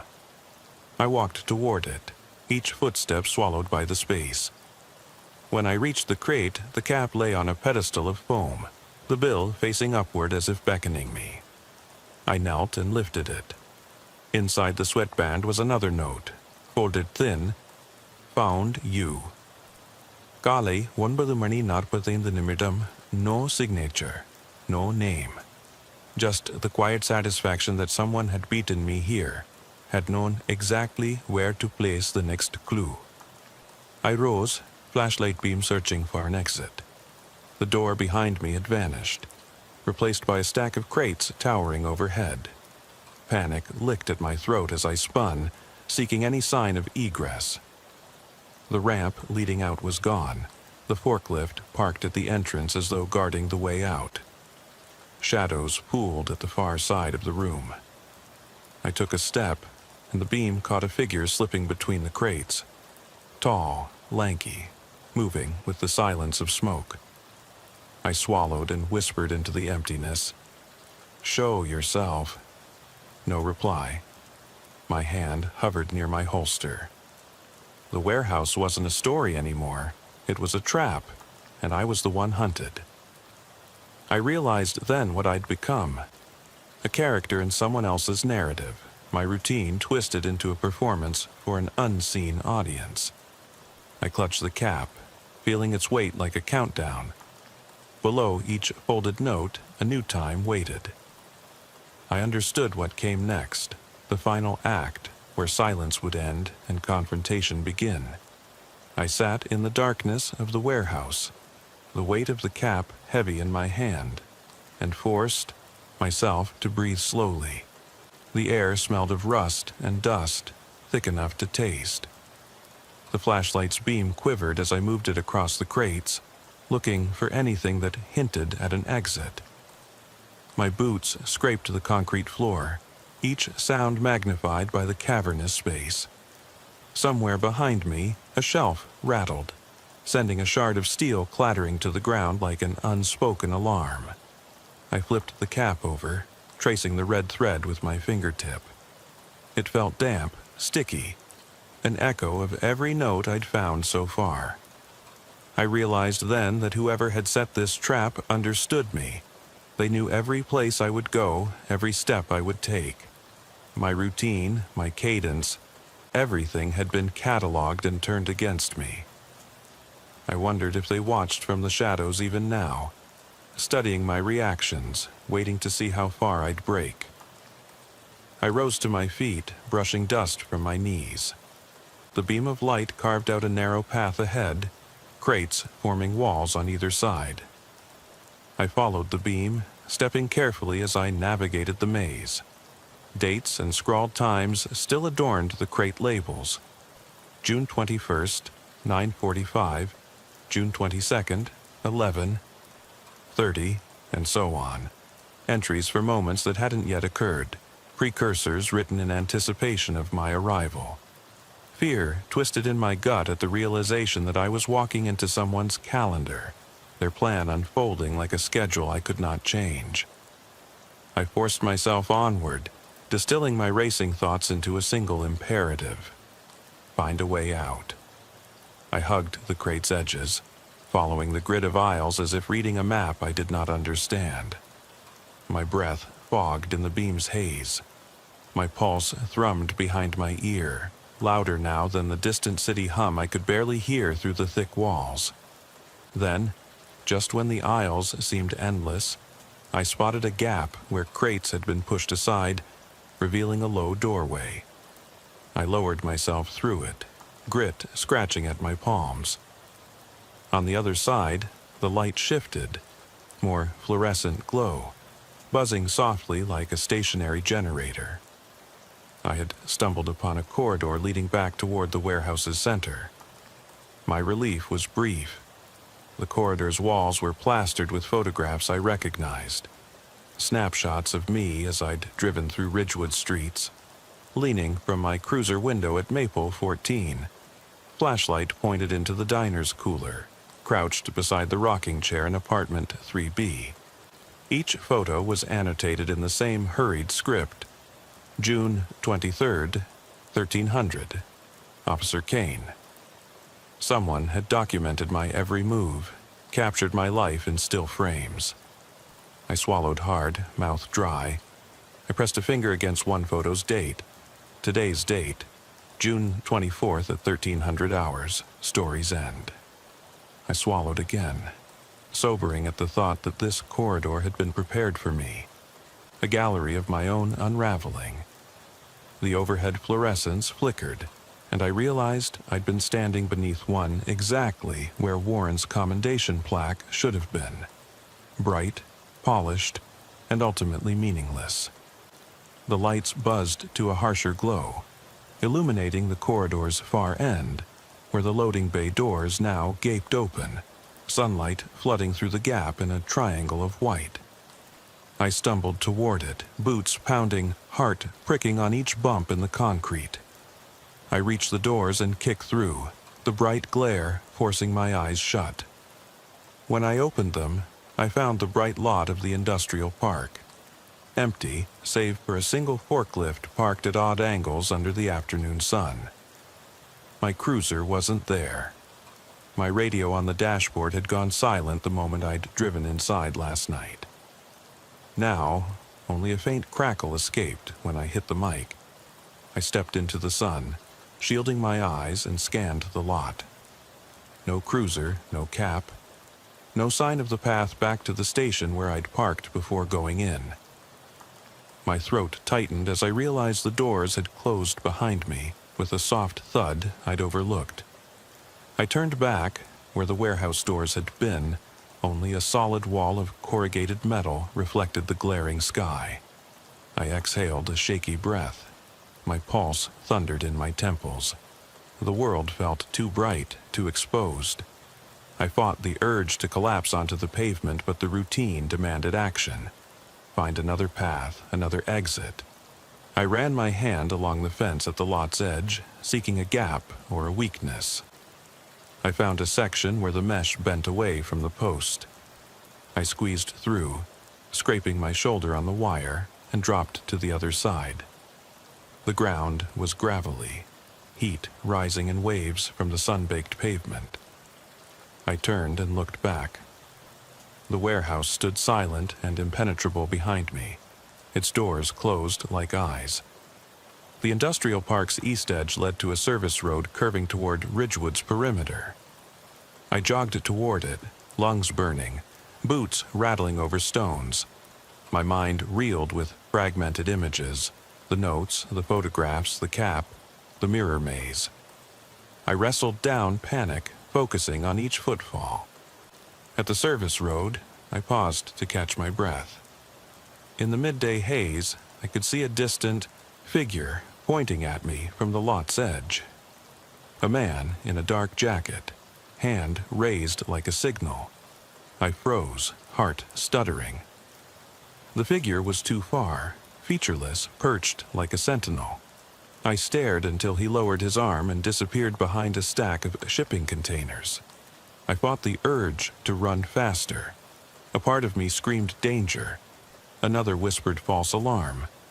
I realized that any movement could drive me deeper into the trap. I took a step forward, then stopped, hand on the cool metal of the nearest shipping container. I let the silence settle.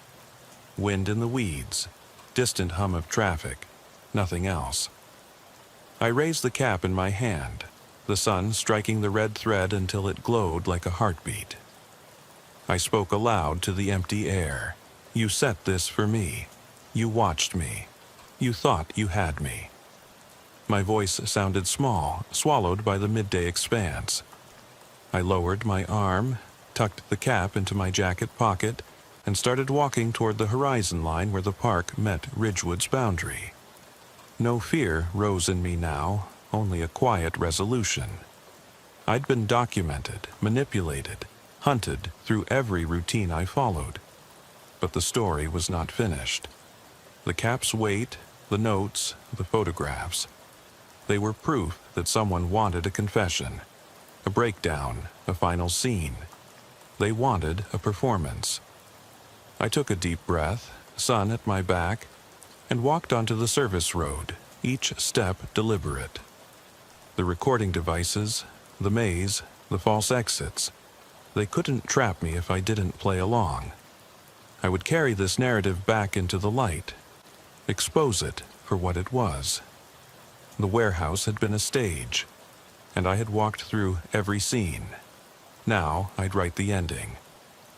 With the cap pressed in my fist like a talisman, I started down the road, shadows of shipping containers sliding past, until the industrial park's edge dissolved into Ridgewood streets. The midday sun glinted off the windows of homes I'd once patrolled, each silhouette a reminder of the night's lies. I kept walking, past Maple and Elm, past the diner and the gas station, until I saw my cruiser parked under a birch tree by the station's rear entrance. Exactly where I'd left it, but moved just enough to mark the boundary between the story and reality. I opened the door, slid inside, and slumped against the seat. The engine roared to life, steady and true. I closed my eyes for a moment, letting the lunchtime breeze drift through the open window. When I opened them again, I caught the cap on the passenger seat, its red thread glinting like a promise. I didn't pick it up. I didn't need to. I turned the wheel and merged onto Ridgewood Drive. heading back toward the station. The city's midday bustle swallowed the edges of my limbs, pulling me from the darkness. I knew the final part of this story would be written under fluorescent lights and paper trails, not this sunlit road. But after tonight, the routine would never feel routine again, and the silence left unsaid would echo wherever I walked. I eased onto the station's lot, heart steady, and parked beside my relief. I killed the engine and sat for a moment, the air conditioning humming back to life. Then I reached across to the passenger seat, picked up the cap, and held it in my hand. The red thread wound around my finger like a lifeline. I stepped out, closing the door softly. I carried the cap inside, tucked it into evidence, and locked it away. The others would file questions, run prints, log the item. But I knew the real story. The cage is not made of metal and walls, but of routines and expectations. Break the pattern, step into the light, and the trap loses its teeth. I walked into the station's briefing room, ready to tell the tale of the night, and to watch for the next note, the next photograph, the next thread that might tie me back into the darkness. Because once you've seen the hunt from both sides, you never stop watching. I drove home that afternoon under the dull white sky, exhaustion pooling in my bones like old water. The cap still lay in evidence, its red thread a quiet pulse against the sterile surface of the desk drawer. I told myself the story was over, every routine check cataloged, every note collected, every photograph seized. I'd walked through the trap on my own terms, exposed the maze, and reclaimed the night. And yet, even as I clicked off the lights and shut the station door behind me, I felt the hum beneath my skin, a low thrum that no amount of daylight could silence. That evening, I sat on my front porch with a cup of black coffee gone cold. The neighborhood settled into its familiar rhythm. Sprinklers hissed on timers. Porch lights flicked on one by one. Distant children's laughter drifted on the breeze. I watched until the sun sank below the rooftops, slipping me back into the cloak I'd come to wear. I slid into my patrol uniform at 11:45 p.m., fingers brushing the badge with a gentle reverence. I slid the cap onto the seat beside me as I drove out. A habit born of the night's demands, not pride. I checked my watch, 12:03 a.m. Ridgewood was silent, except for the whir of my own engine. I turned onto Maple Avenue, eyes lingering on number 14, where the lamp had pulsed. Tonight it shone steady, an honest glow. I eased to a stop and stepped out, boots on damp grass. I walked to the front porch and lifted the curve of the lampshade. The bulb was new, no flicker in sight. I tapped the fixture and heard a clean click. Ordinary, final. Back in the cruiser, I cruised toward the industrial park, the warehouse looming at the edge of my vision. My headlights passed it without a glance. No need for trophies or reminders. I checked my mirror. The warehouse's facade receded as ordinary as steel and shadow. I switched off the spotlight and eased onto Cedar Street. At 12:47 a.m., I received a call, an alarm at the gas station on Greenwood. My head tipped back on the seat, so predictable I almost laughed. I flipped the sirens for effect, a brief warble to stir the empty roads. I arrived to find pumps quiet, the station's lights bright. I walked inside, arms loose at my sides. No sign of forced entry. Register open but balanced. Cooler door closed tight. I tapped the flashlight on the tile and found nothing but my reflection staring back at me. I radioed clear. I drove back through Ridgewood Park, the swings motionless, the slides steel cold. I paused at the gate as my mind ticked off the sequence. Maple 14, gas station park. Everywhere I went, I left only my own wake. It felt like a victory and a defeat all at once. The final note had been written, the last entry made. I eased past the gate and rounded the block. At exactly 1:05 a.m., I heard it. A soft thump on the passenger side window. I snapped to, flashlight raised. Outside, the glass held a single yellow sticky note, gleaming in the beam's cone. No reflection, no shadow of a hand. I killed the engine, heart slamming. I cracked the window and gently peeled the note free. In neat, familiar script, it read, "One more thing." My breath caught. The note curled in my fingers, warm as a whisper. I turned the flashlight to the passenger seat, empty. The cap was gone. My eyes darted across the windshield, hood, asphalt. Nothing. The world held its breath. I pressed my palm against the dash, willing the hum beneath me to die, but it only grew louder, resonating through the cruiser's frame. I slid out of the driver's seat and circled the car, heart hammering in my throat. Every yard around the cruiser was empty. No footprints, no cigarette butts, no note trail. I dropped to my knees and searched under the seat. No cap, no red thread. It was as if the cap had evaporated into the night. I stood, knees weak, and looked back at the driver's side door. Glued to the outside was another sticky note. I edged closer, careful not to touch anything else, and read, "Thank you for playing." My breath fogged the glass. I pressed my forehead to the cold metal of the door. The night pressed in, a living thing that exhaled through the mesh of shadows and streetlights. I realized then that the story was never mine to end. I was just a character in someone else's game. The routine still held power, and the silence was as hungry as before. I exhaled, hands trembling as I unlocked the door. I climbed back behind the wheel, heart still throbbing, and closed the door with a soft click. I settled into the seat, picked up the microphone, and answered the dispatcher with a steady voice, "Unit 12 back in service." But my words felt hollow, resonating against the note's simple truth. I drove off into the night, the empty streets welcoming me like old friends. Every lamp I passed pulsed with possibility, every window a watcher. The hum beneath my skin tuned into a song I recognized but could never name.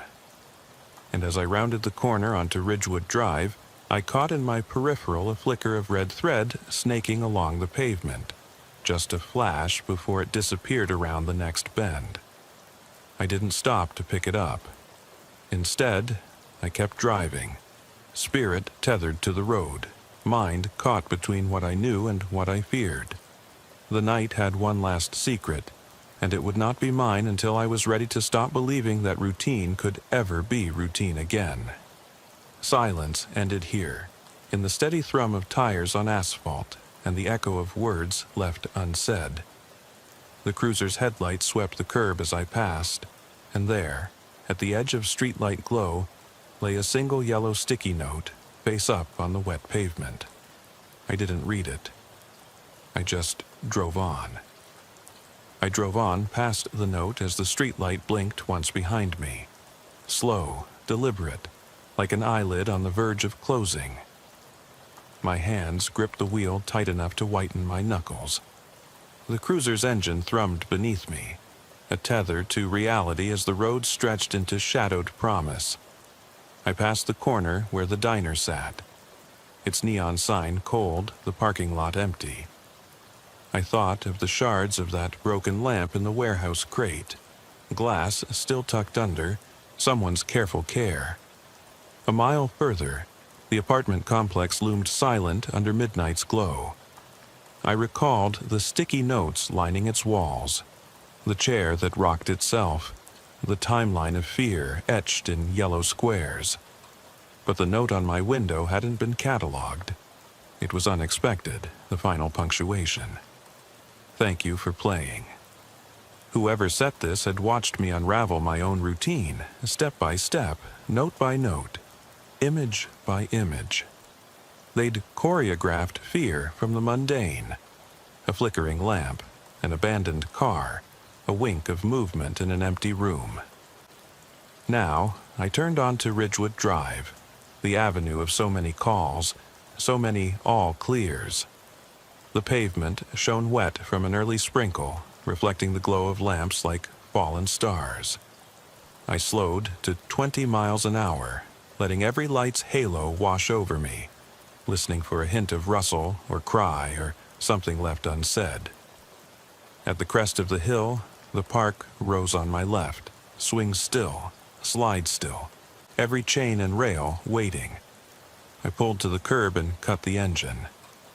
Silence pressed through the open window, cool air brushing my face. I stepped out, boots on asphalt, flashlight in hand, and crossed to the park gate. I didn't expect another note. I expected stillness. But I reached the swings and found the chain looped around a seat, a single length of red thread tied in a delicate knot. I stared at it, heart thudding louder than the distant hum of traffic. I tugged gently.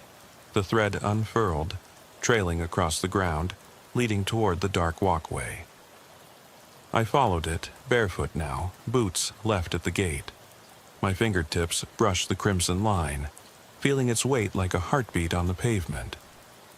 The path curved between trees whose leaves whispered in the wind, guiding me deeper into night's quiet. My breath made little clouds in the beam of my flashlight. The thread led me to the park center, where the old fountain lay dry and empty. I knelt beside it and saw the note tucked under a fallen leaf. The game isn't over. My pulse seized. I backed away, tripping over the thread, and scrambled to my feet. The park's lamps flickered on and off, each blink a punctuation between moments. I heard a faint step behind me, soft, deliberate, then nothing. I spun. The path back to the gate stretched longer, consumed by shadow. The red thread vanished into the darkness beyond the fountain. I swallowed, chest tight, and called out, "Who's there?" My voice cracked. Nothing answered but the swirl of wind through the branches. I walked slowly toward where the thread had disappeared.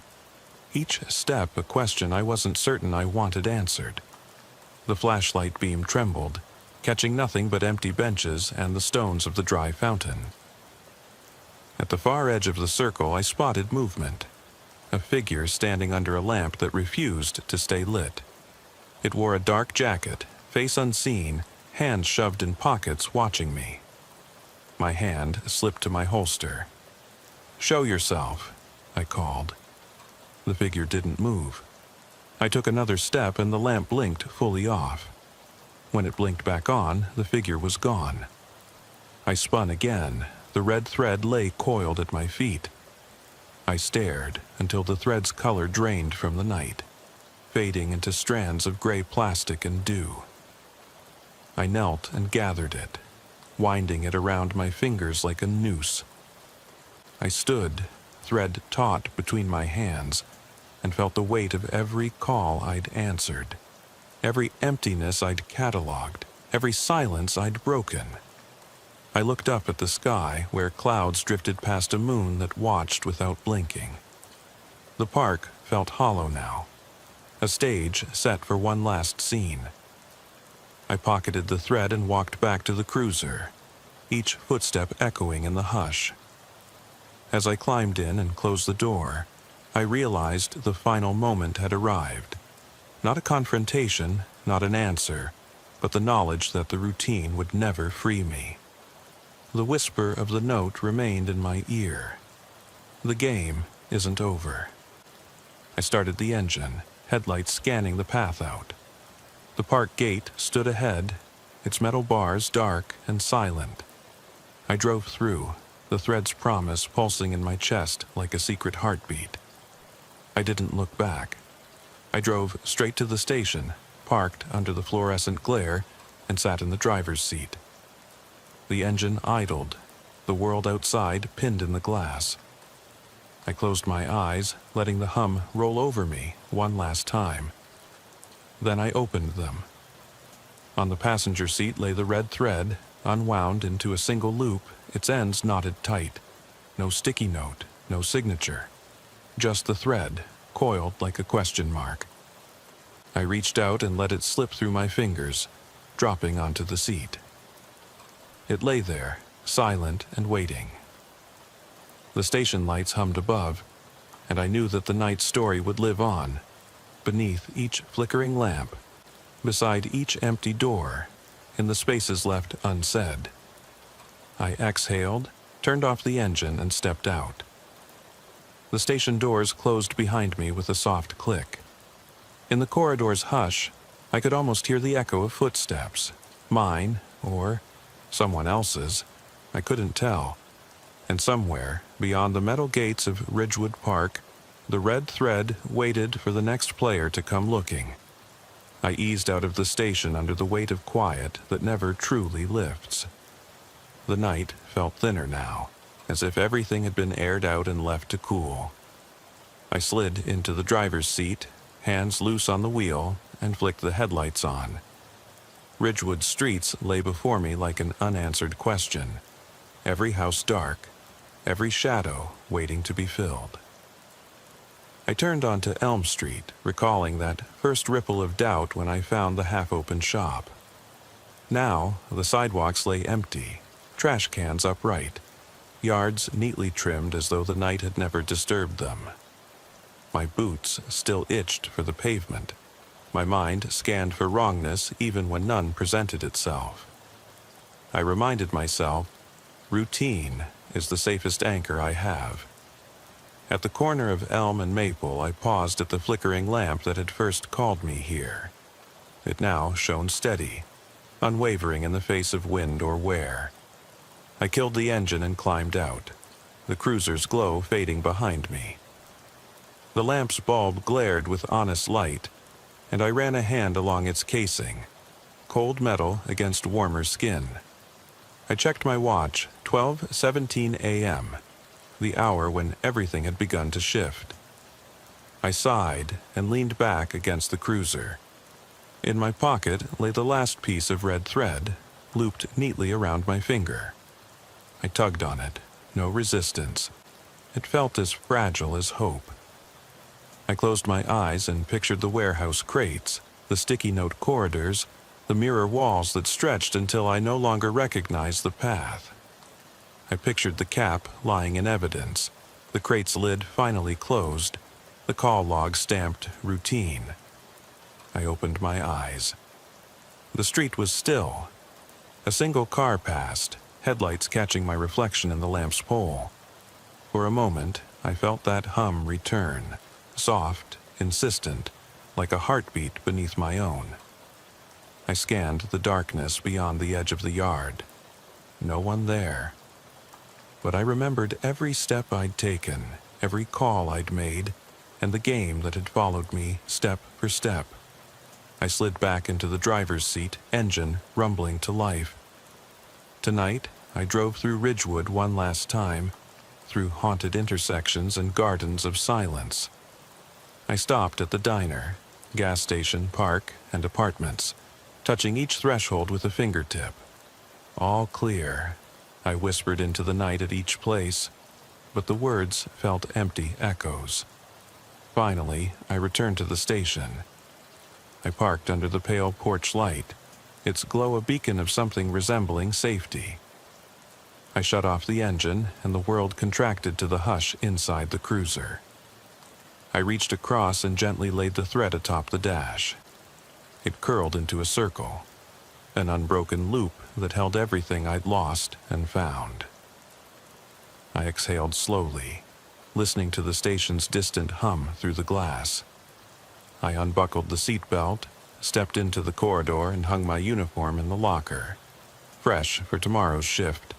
But tonight I left the badge where I could see it, silver against worn wood. I closed the locker door softly, its click final yet uncertain. I stepped into the briefing room where day officers sat laughing over coffee. I did not join them. I stood at the edge, shadowed, carrying a story that had no true ending. I placed the red thread on the table before me, silent as a question. Heads turned. Eyes flicked to the object, then back to me. I said nothing. I collected my hat and coat and turned toward the exit. My footsteps echoed once in the hallway, then again in the night outside. The door closed behind me, leaving the story's remnants behind the glass. I walked home under the hush of a world that would believe in routine again by sunrise. But I carried the thread in my pocket, a silent reminder that some routines break you if you let them, and some silences speak louder than any alarm. In the darkened street, I paused and looked back toward the station. A single street lamp winked shut behind me before flickering back on. I did not turn around. I walked on, the threads whisper against my thigh. The game is never over.